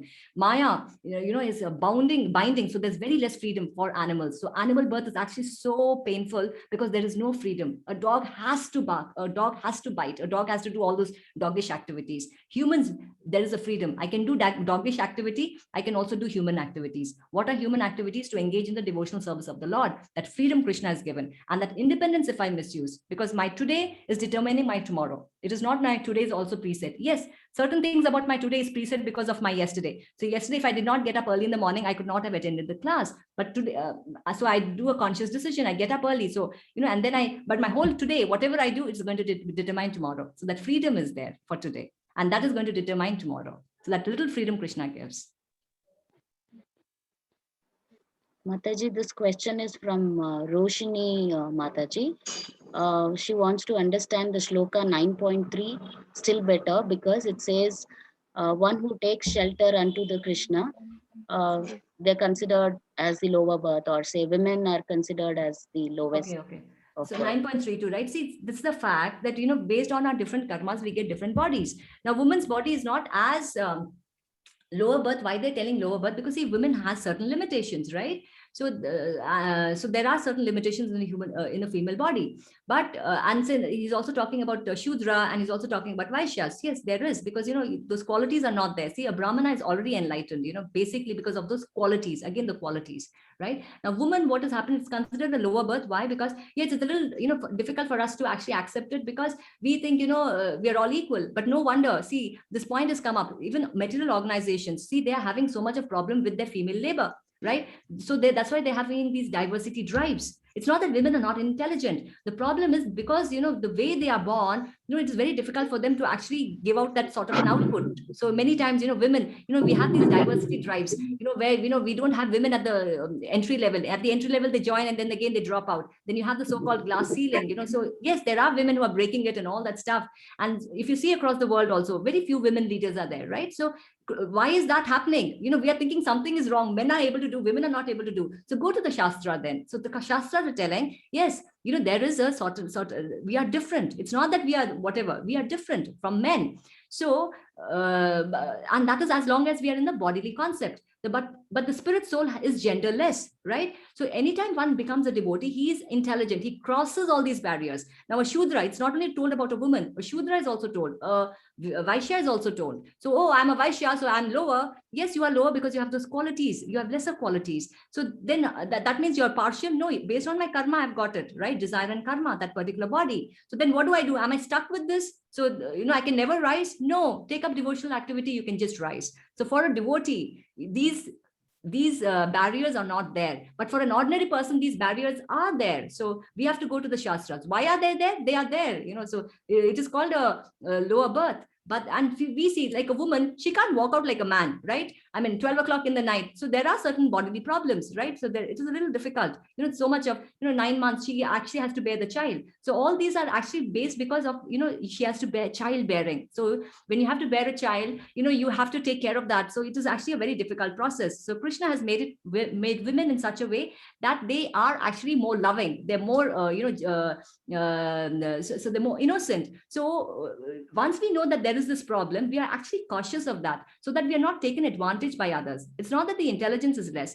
There is a tendency that women can be misused by outsiders, right? So, but if she becomes a devotee, if she takes Krishna's protection and she becomes a devotee, then this barrier is not there. So that is why, whatever our condition be, I could be a woman, I could be a Shudra, I could be a Vaishya, there is no, it is binding only in terms of body. But if I start devotional activity, I am no longer the body, I am the soul, because I'm coming to the spiritual platform. And then these barriers are not there. Okay. But it's always nice to understand that, yes, there is this problem. And if I know there's a problem, I always take precaution. It's always nice. It's so nice. Actually, this Bhagavad Gita, see, a truck is a truck and a Mercedes-Benz is a Mercedes-Benz. Now, I can't say the truck has to do the Mercedes-Benz work. So it's not that this is better, that is better, but yes, this is different, that is different. No, and if both of us, it's not that this is great also. It's not even told that a Brahmana is great or a Kshatriya is great. We have to come to the spiritual platform because all of the others are also in the material world. So rise above, rise above. So whichever platform you are, just rise above. So Krishna is telling that through the Bhagavad Gita, become a devotee, even though it is limiting. But if you become a devotee, you are no longer the body, you are the soul. And so these limitations are not going to be affecting you. Mataji, V 2020. Hare Krishna, Mataji. Yeah, Hare Krishna. Hare Krishna, Mataji. Mataji, I wanted to know, what is death? Like, is it the effect of our sinful acts in this janma, or is it that we attain supreme goal? Like, is it we attain moksha? Because we see so many young or small children dying at very early age. And what kind of death is that? Like, is it like the effect of their karma? I wanted to know that. Yeah. So death is for everyone, right? So everyone dies. But then the way a devotee dies and the way a non-devotee dies is quite different, even though it looks the same for everyone. Now, your question is like, how come, like, somebody who's so small, child, 5-month-old child dies. So Yes, what yes, karma yes. has it done, right? So, Yes, I mean, yes. where is he? He's not a devotee, he's not a non-devotee, right? So, I mean, how do you say it's not done anything? It's so innocent. So, but basically it's based on the karma. So based on our karmas, we get our bodies and we also get a duration for our bodies. So, we are just looking at it in terms of this birth. So this birth, it has not done any karma, but actually it would have done, because this body, we think I'm just born now, right? So my karmas are starting in this birth. I have got multiple births and multiple karmas are there accumulated, and everything I don't get in this birth. So what I do today, I'm not going to get it in this birth only. A little bit I may get, then it is spread across multiple births. Again, it's not that, oh, this birth is going to be got in next birth. No, it could be spread across. It is spread across through multiple, because we have, like, this so much we have done, so it is spread across. Okay, so the child would have done something in its past birth. Not only the child, even the parents. For example, for the parents to get a child which has got such a short life, very painful, right? So it is an accumulated karma of the father, of the mother, and the child. So the child is born to such a family where the mother and the father also have got to undergo this torture of loss, child loss. So, so it's an accumulated thing, because, okay, the child is done karma, then what about the parents? Why are they suffering also? Because even they are party to somewhere. So they're all connected. So Krishna is distributing it very equally. Like they say, no, not a penny more, not a penny less. So it's going to be it's the laws of karma is so stringent and so perfect, so perfectly balanced. Okay. Thank you, Mataji. Hare Krishna. Hare Krishna. Mataji, this question is from Rashmika Mataji. Hare Krishna Mataji, from where did the soul of different entities originate? If we are a part of the Supreme, how are we so different from the Lord? Yeah. So where did it originate? See, we are all created, we have no, like, we don't have come with a manufacturing date or expiry date. We are timeless. Okay. So we are there since time immemorial. Since creation itself, we are there. Since the dawn of creation, we are there. And the second part is what, how is it that we are parts and parcel of the Lord and still, how are we so different from the Lord? Because even after reaching the spiritual abode, we don't lose our identity. Yeah. So how are we different? We are different from the Lord in sense that we are very small and the Lord is huge. Like, Krishna is the ocean and we are the drop. So now the drop of if you take the sample drop of the ocean, it has got all the constituents of the ocean, all the minerals, all the salt, all the chemicals, whatever, everything is exactly like that. But what is the difference then? The difference is that this ocean is huge. It has got unlimited drops, trillions, and I don't know how many drops, but this is one drop. So that is it. We are minute and he is the absolute. So that is the difference between us. But we are there. Yes, a small, like a drop of the ocean, like that, and he's the ocean. Yeah. Mataji, Surabhi Mataji wants to know, why is the Atharva Veda not mentioned in the Shloka 9.17? Yeah, because actually that Veda was written after that, after the Bhagavad Gita was spoken, and it was written after. We have the question from Namrata Mataji. The story you shared today was of Arjunacharya. Is Arjuna's Charya same as Yama?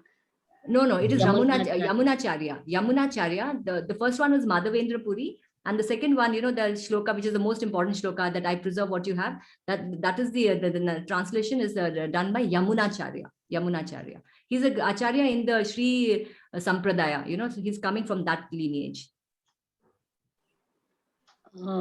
I think the Mataji. Seema Ramachandra Mataji is, I mean, she has to raise a digital hand, so she has, can you raise your digital hand, Mataji? Seema, she's expressed a desire to speak.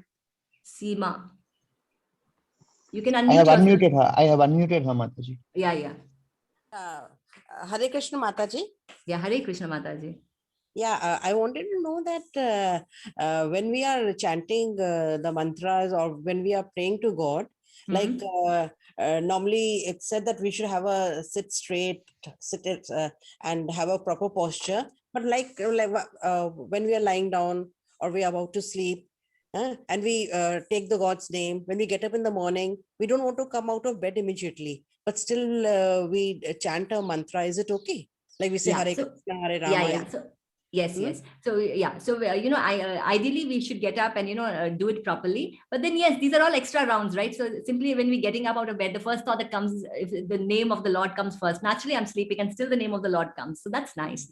It's very nice to actually worship the Lord in perfect understanding, with all the energy and the strength that we have, so sitting nicely and doing it. But while sleeping again, see, I'm in my resting mode. I've done all my chanting, my 16 rounds properly, and then these are all my extra rounds that I'm chanting. So while sleeping also, I'm thinking of the Lord. So no harm that I should not be sleeping and thinking of the Lord, provided it's not a substitute for my 16 rounds.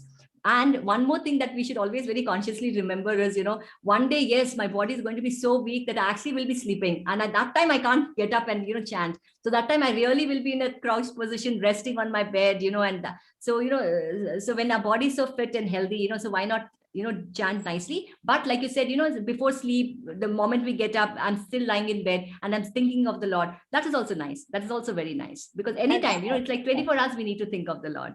And one more thing over here, like morning, when we get up, then we go for a walk and walk, etc. And like in the garden, if I do chanting, yes, I've not taken a bath yet. I come home and take a bath. So is yeah, that that's fine. That's fine. That's fine. In the garden, if I'm sitting straight and I'm sitting it properly in a proper position and I'm chanting, that is fine. It's not necessary that we should have taken a bath and all. Yeah, see, with chanting does not have all these rules and regulations. That's why, the other Vedic mantras, they have a lot of rules and regulations. This holy name, this Maha Mantra does not have any of these rules and regulations. It is only that, we need to chant. That's all. Chant with, chant loudly and hear. So this is only chanting loudly and hearing. And the mind starts getting purified. So all these rules, get up and have your bath and then sit properly and then wear clean clothes, so all that is not binding. Yes, if I do it nicely, getting up and having my bath, it'll have much better effect, because I'll feel fresh and all that. But sometimes, it's not possible, like you said, you want to go for a walk and then do it. It's fine. Krishna is not so like, oh, isne nahaya nahi, so main iska mark katunga. No, he's chanting. Krishna is just seeing what he's doing. He's still chanting. So yeah, give him marks. Anyway, he's chanting. He's sleeping and he's chanting. Chalo, better than non-chanting. So when Krishna is so merciful, then we feel, oh, Krishna is so nice. So let me get up and chant, let me have bath and chant. But still, there is no rules for all this. For chanting, there is no rule. Yeah. Thank you, Mataji. So nice of you. Yes. Barka Agarwal Mataji. Hare Krishna Mataji. Yeah, Hare Krishna. Mataji, I'm Barka this side. Yeah. Mataji had started chanting 16 rounds. And the thing I want to ask is, what is the correct way to chant? Because the mind wanders here and there. And I generally put the picture of Hare Ram, Hare Krishna mantra in front of me, because when we are chanting, I have skipped some word in between. So I keep that. I have downloaded the pic of Hare Ram, Hare Krishna mantra, and I just keep in front of me that pic. So for the proper concentration that in the previous classes which I have attended, I don't know we have come to that chapter or not. You said no, we have to meditate in between the eyes and then recite the mantra. No, we don't have to meditate on the eyes. That is for those yogis, when they're leaving their bodies, they have to do all that ugra karma. They have to think and concentrate and in between the eyes, and then they can leave their bodies. So that is for them, not for us. We just have to chant. So how do we chant? How do we do our proper chanting is we chant the whole mantra. So that mantra we should remember. And like right now, if you forget, you're putting it in front of you. Yes, important, because we don't skip the words, right? And we say it in the correct order. So we say Hare Krishna, Krishna Krishna, Hare Hare, Hare Ram, Ram Ram, Hare Hare. And we listen. So this is all as simple. I just say and I hear. I say and I hear. That's it. That's all. That's all that I need to do. I say, I concentrate on the sound. I concentrate on the sound. I tell the sound. And my ears should hear. That's it. Okay, that is the way to concentrate. Yes, we have to concentrate on the name, the sound, right? The names of the Lord. We have to think of, we should hear the name and think and meditate on the names of the Lord, So you hear the name and just chant the name. That's all. And one more thing, yesterday some of the participants asked the question that Hare is the energy, and then that you explained that Hare is Radha. So why not in Hare Ram, Hare is Sita Mata? No, see, Hare is actually the name of Radha Rani, and she's the pleasure. She's the Haladni Shakti of the Lord. She's the pleasure. She's the internal this thing of the Lord. Okay, Haladni Shakti of the Lord. So we approach the Lord through his greatest devotee. That's why Hare. And Rama is Krishna is all attractive. Okay, so Krishna means all attractive. He attracts everyone. And Ram is the pleasure reservoir of pleasure. So that's the way. Ram over here is representing Balram, who is the reservoir of all pleasure. And when we're telling Hare, Sita Mata. Here Krishna means not that Krishna, and Rama means not that Rama. It's just no, Krishna means the name Krishna. Krishna is that Krishna only. But what does Krishna mean? Krishna means all attractive. Why? See, if he's not so attractive, why are we wanting to learn him? We are always attracted to someone very attractive, right? Yes. So Krishna is the most attractive. So all attractive. He attracts everyone. The meaning of the name Krishna, actually, what does Krishna mean? Krishna means, yes, he's God, but what's the meaning of that name Krishna? Krishna means all attractive. He attracts everyone, humans, birds, beasts, everybody, birds, everyone is attracted to Krishna. And Ram means the reservoir of pleasure. All right. So the name Ram is the reservoir of pleasure. And so we are actually going to the Lord. And so basically these are names of the Lord, Ram and Krishna. And when we say Hare, all the Mother Sita, everyone is included in this. So it's not that we have to separately chant out their names, so we have Hare includes everyone. It's inclusive of all that. Hare Krishna. Yeah, Hare Krishna. Mataji, Prakash Prabhuji wants to know more on Somarasa or Soma juice. Yeah, I also don't know what it is, but I think that is what they drink in the heavenly planets, and it's a sort of an intoxicant, and they feel very happy. And so they're also getting intoxicated, and even we are getting intoxicated by chanting the holy names. What is this holy name? It's actually basically an intoxication, so you drink it and then you want more and you want more. Why do you want more? Because it gives pleasure. But yes, at the beginning, it's not pleasurable. Like you drink something, it's not pleasurable. It's so bitter. You don't like the taste of drinks, but after time you get addicted to that drink, and that bitter drink also turns pleasant. So this is that drink, this is that intoxicant. So even we are drinking Soma Ras much, much higher, but I don't know exactly what is the Soma Ras, but it's there. So they drink it to get that pleasure, and the devotee also is getting pleasure, because we all want pleasure. We all want happiness. And the Hare Krishna Mahamantra is giving that happiness. Mataji, there is 2 questions on offering prasadam to the God. One is Arpit wants to know what is the reason for not offering onion as a prasadam? And there was another question, why, when you're offering fruits, should it be cut or should it be given fully placed? Yeah, very nice. Fruit should be given or?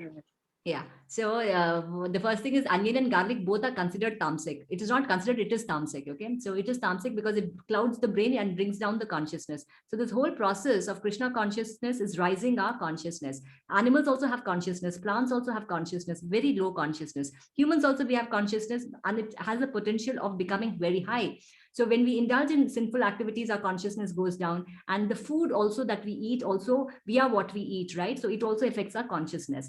So when we eat tamasic food, like all this non-veg and eggs and all that, that's natural tamasic. So why is this? Even this is tamasic. Onion and garlic also have tamas. What is tamas? It is that lower thing which is clouding the brain. As a result, I will not be able to do my spiritual activity very well, because see, the spiritual activity is it's high, it's super intelligent activity. For this, we need to have a very healthy brain, healthy body, healthy brain. Like an athlete and an Olympian has to have a very fit body, and even his mind, he has to be so good, right, in order to win any Olympic this thing. Here also, look at us, we are higher than these Olympians, because our mind and our body has to be so strong, so pure to reach there. So the mind has to be very pure, because the mind is actually, bodies follows the mind. So our brain should not be clouded. So that is why onion and garlic, because it is tamasic. Sometimes people say that is used as a medicine. Medicine is a medicine and never a food, right? So for a medicine, for this thing, you can use it. But basically it is tamasic, so we do not use it, all right? So that is it. And do we cut the fruits? Actually, you know what? How do I eat a fruit? If I'm eating a mango, chopping it, then even Krishna is like that, right? So yeah, it has to be chopped and given. So ideally it is nice. Yes, you cut it and you offer it like that, the way we eat it. So that is nice to do it. You can cut the fruits nicely. People do all these carvings and all that, and they do it to impress other friends and relatives. So actually, if we are good in all that artistic, we can actually do it very nicely and offer it. But basically, yes, the fruits that need to be cut and eaten, because how am I eating? I have to cut and eat the fruit, right? So I also can offer it like that. So you are actually progressing more when you're doing all that. Yes. Mataji, this question is from Hincha Sinha, Mataji. As you said, we use tulsi when we ask Krishna for food, but what is the reason behind it? Because she's the greatest devotee of the Lord. She's very dear to the Lord. She's a very dearmost devotee of the Lord. So Krishna, everywhere he wants to glorify. See, what is he? He is nothing but purchased by the devotee. So he's glorifying the Tulsi. That way, even we remember Tulsi, and we are offering it to him. So he's basically glorifying Tulsi because she's very dearmost to him.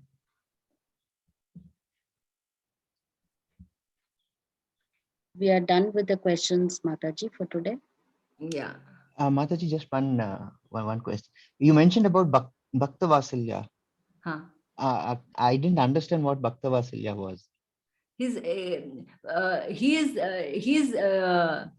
Bhakta is this thing, Bhakta. Yeah. And Vatsalya is, what is Vatsalya? Vatsalya is a very dear, right? So he's very dear to the devotee. Okay. A dear devotee is Bhakta Vasalya. Yeah, a dear devotee of the Lord is very dear. I mean, he's actually the property of the devotee. He's Vatsalya is that love, right? So they're connected in that very intimate. Anyone, Prabhu, the correct this thing, but Vatsalya is that what do you call it? Vatsalya rasa, right? The Bhakta. I'll find out this thing exact meaning if you want, but basically Bhakta Vatsalya, he's purchased by the love of the devotee. So he's the property of the devotee.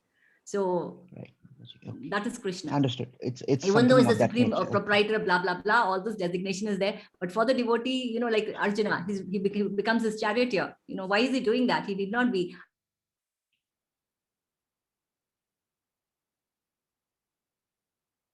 With Arjuna, but no, I want to be his chariot driver. So, yeah. Mataji, this question is from Hina Banushali. Hare Krishna Mataji, what obeisance mean? Yeah, obeisance is bending, bending and doing this pranam to the Lord. Obeisance is bending, and when we see the Lord, when we see the deity, we bend down, right, and we bow towards the Lord, right? So that is obeisance.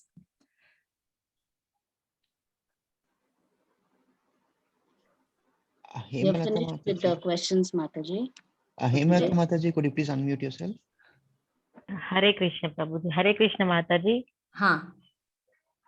Yes, Hare Mataji, we are born and brought up eating onion, garlic, non-veg, whatever it may be. The same practice we are given to our children also.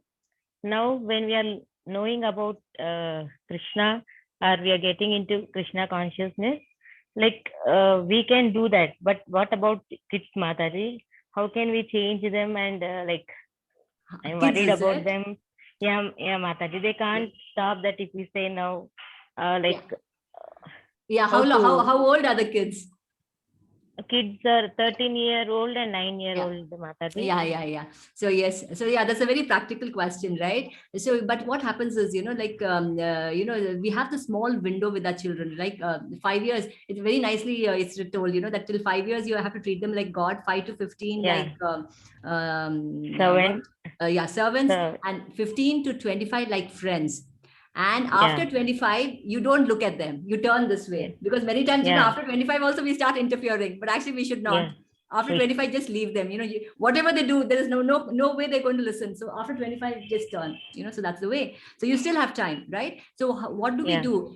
We actually understand this and tell them, but telling is and naturally, even the tongue is so used to, it's very difficult to give up. So what we can do is, you can at least offer the rest of your food to the deities, and avoid, because once you know it is this, there is a kids batch also running. It's nice if they also sit through this Bhagavad Gita of the children classes, so that they also Yeah, I have understand. joined them, Mataji. Yeah. I've And joined when they them. see the other children, because see, always it is learned through association, so, and at this age, they learn more through their peers. So when they see that, the classes are taken, and there are a lot of youngsters doing this, because usually when you talk about Bhagavad Gita, oh, this is meant for old people, so it's not meant for me. And okay, you have eaten so much, you have enjoyed your life, and now you're telling me, so why should I? So the parents are the role models. The parents are the role models. So when they see that you are changing and you are becoming better, instead of preaching, because preaching no one likes. So when we see that, my mother is telling me this, and she's actually becoming a better person for chanting and all that stuff, so, they see, it's not that they may be able to right away follow, but they can see that. And now at least you still have control, you are the one who's cooking. So you actually don't cook. So much of control is there. We think that, kids have to be, kids need not be given everything, because sometimes, we think, oh, my child can't live without that, so actually we can also, as a parent, because we are still in a leadership position, we can still avoid a lot, but then with the right understanding and with the capacity that they can take. But again, they can't leave without chanting. So, it's giving up non-veg is not possible unless we don't chant. This chanting is very important. So, they should be slowly encouraged to chant after knowing why it is. It's not about chant, chanting is good, so why should I chant? So there's always a resistance. But if they also understand the process, if they know, understand this, then the understanding comes. But it may take some time, but start off at least with what you can, right? You can at least offer your milk, your fruits, the rice, the the vegetables that can be offered to the Lord.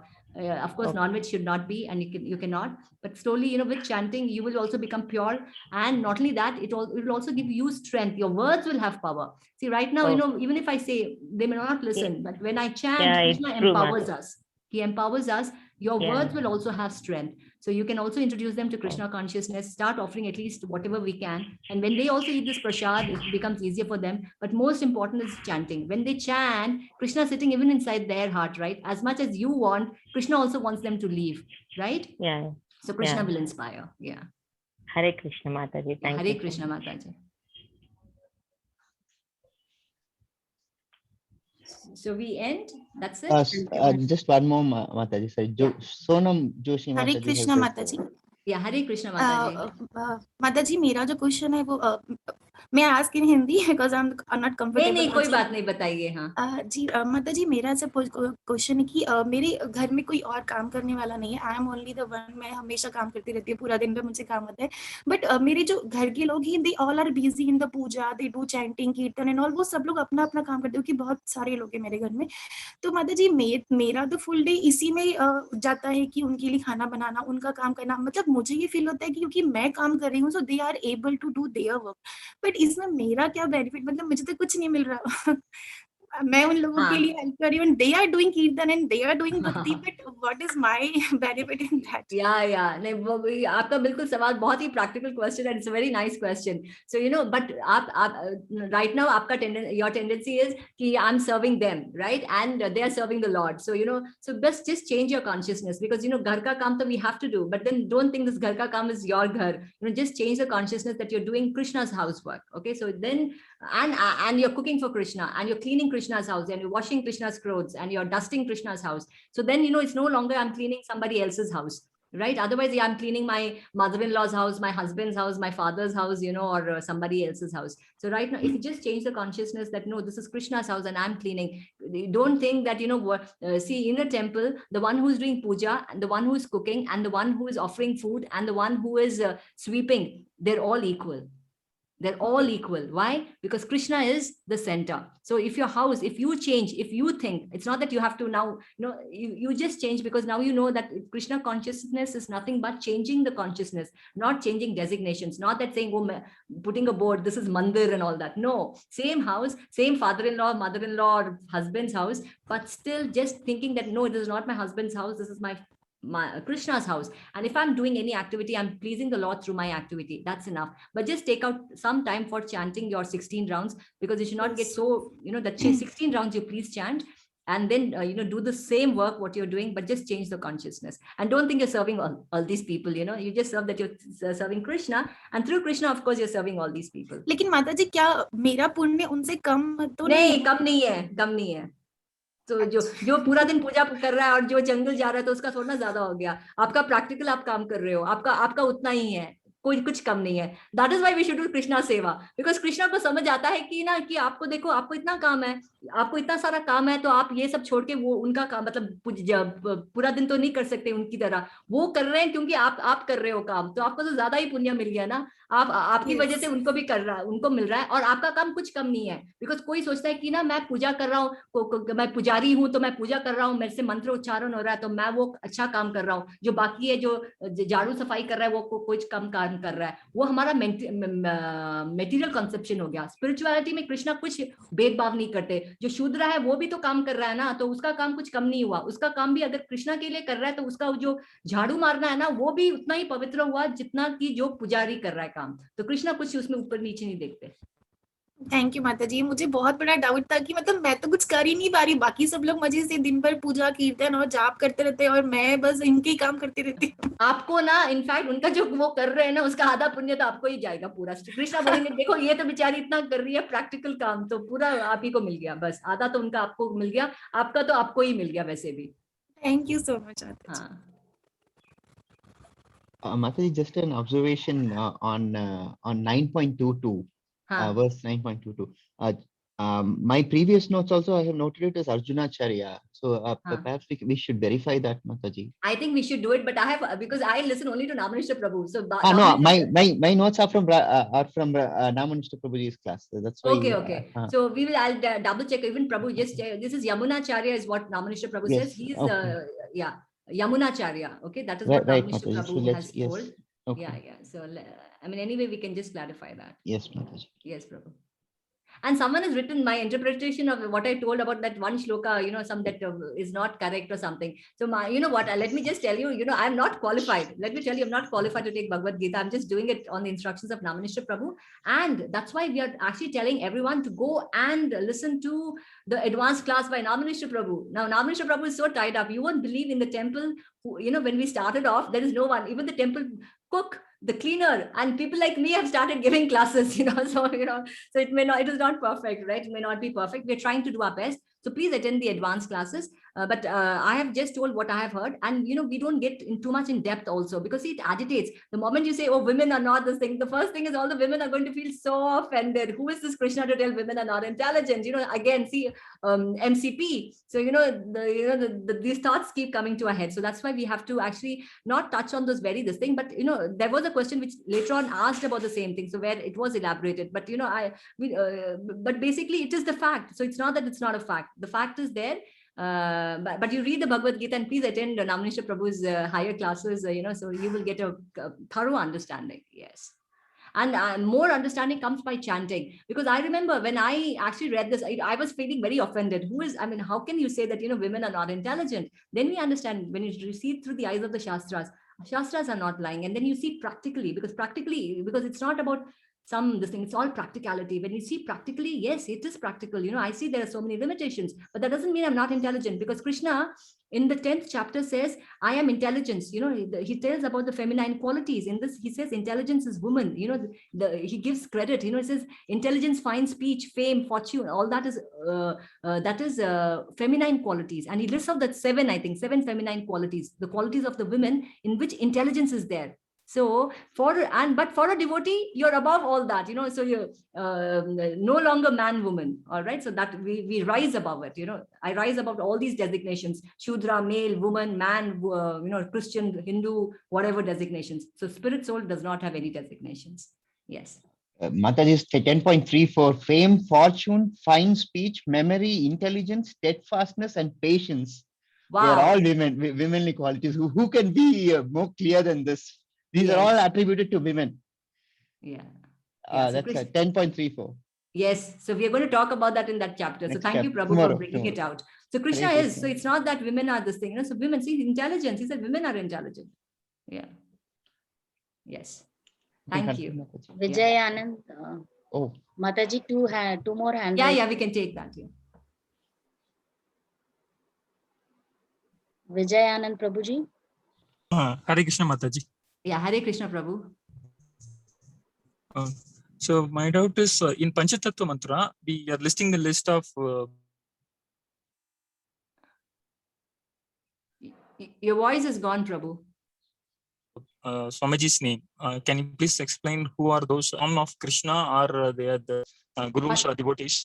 Yeah. See, Shri Krishna Chaitanya. Chaitanya is none other than the Lord himself. Krishna comes as as Chaitanya Mahaprabhu in Kali Yuga. That's his avatar, okay? And it is written in the Shastras. So there's Shastric evidences, because every incarnation of the Lord is being supported by the Shastras. Because see, nowadays we have some, you know, so many people telling I'm Kalki. Now Kalki avatar is also written about the Lord, you know, in the Shastras. What time he will come, which is the place, who is the father, who is the mother. So about Chaitanya Mahaprabhu also it is written, you know, when he's going to come, what is his activities and all that. So, and how is he going to be? So his golden color, and he's going to chant the holy names of the Lord, and he's going to distribute the holy names of the Lord. So this is Shri Krishna Chaitanya is Chaitanya Mahaprabhu, Shri Krishna Chaitanya Prabhu Nityananda. So Nityananda is Nityananda Prabhu. Balram, he comes as Balram. Shri Krishna Chaitanya Prabhu Nityananda, Shri Advaita Gadadara Shrivasadi Gaura Bhakta Vrinda. So these are these 5, okay, Panchatattvas. And Krishna Chaitanya Mahaprabhu is Shri Krishna Chaitanya himself. Okay, fine, Mataji. Yeah. Thank you.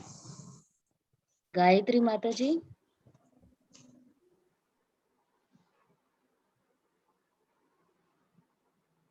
Gayatri Mataji. Yes, ma'am. Hello. Yeah, Hare Krishna Mataji. Hare Krishna Mataji. Mataji, I just want to know one thing. Like first time I'm just attending this session of Bhagavad Gita. So can I do the advanced course directly, or I will have to go with this entire process and then only I can go for an advanced course? Yeah, see, entire process, what we are already into 9th chapter, right? So it's always nice to have a better understanding. So another 9 days to go, and then you join the advanced classes, because until you finish these 9 days, and don't give up the quiz, right? Because all these classes are free actually, and this is conducted every Sunday, and it's not like, you know, every day. So every Sunday, I think Sunday, Saturday and Sunday, Mataji. Okay. There are 2 different batches, so Saturday and Sunday. So once you finish this and, you know, you give the quiz, then this is also there, no, whether you want to attend or not, because see, sit through these 18 days, you know, and then once you know, understand Krishna better, and then you start chanting, you know, then you will, this is there whether you want to attend or not, because you also have to do those quizzes, I guess. But I think it's not really mandatory, right, Prabhu? So, because there are some old people who do not actually want to write those quizzes. So it's based on your interest. It's not mandatory, but it's certificate wise. If they're interested in the certificate, then they'll have to complete the quiz, Mataji. Only after completion of quiz will there be certificate be generated. Yeah, okay. So only if you want the certificate, but otherwise, you know, sit through these 18 days because you have a better understanding. And then in the Saturday, Sunday classes, each chapter is taken and each shloka is gone in through, because right now we're not going through everything, right? So in the advanced classes, they do that. So it's better, it is recommended that you have to finish these 18 days and then only step into that. No, I will complete this 18 days, but after that, can I do the advanced course? Yes, because, yes. I will complete daily. I am doing that, but I want to do the advanced course actually in detail. Yes. That is the case. Yes, you could do that. Just adding to that, Gayatri Mataji, please remain in the group. Once this 18 days is over, your group will be automatically converted into the advanced batch. Okay. So you just have to stay in the group. We everything else will be done at our end. Okay, thank you, Right? Prabhuji. Hare And Krishna. very thank you, Mataji. You explained in very nice manner. Thank you so much. Thank Yeah, you. thank you. Thank you so much. Thanks for attending. Huh? Thank you. Mataji, Simran wants to know, does chanting free us from diseases? See, what happens is chanting is working on our mind, right? And it also is removing all the anarthas, so Saddha, Shadha, Sangha, Bhajana, Kriya, Anartha, Nivritis. So there are so many unwanted desires that are there in our heart. So it's washing away that. Not only that, all the karmas, because there are two ways, right? This karma is we can come out of this karma. Either I undergo the whole process of karma, the karmic reactions, or by chanting, I can burn the karmas. So one of the bad karmas is, we have diseases also. So, it depends, how it is, but then chanting definitely, when you chant, you also become healthier. So there is no doubt about it, but then, it also depends, how much of sincerity we are chanting and all that. And also, sanctioning by the Lord ultimately. But yes, when we chant, not only diseases, there's so many things, actually we're all diseased only in the state of mind, either a physical disease or a mental disease, right? So we all are diseased. So we are like a patient. So naturally, these anarthas start washing away. So, we start, when you offer food to the Lord and eat spiritualized food, your body also starts getting purified. When we're chanting the names of the Lord, we are burning so much of papa, and so that also, purifies us. So naturally, to a great extent, we start becoming healthier. To whatever extent we were, diseases also go away. So there is no doubt, because chanting washes away all the karmas. It starts washing away the karmas. Yeah. Mataji, we have finished with the chat box questions. Yes. Thank you for a wonderful session today. Yeah. Thank you so much. Hare Krishna, Krishna. everyone. Hare Yes, Hare Krishna. Krishna.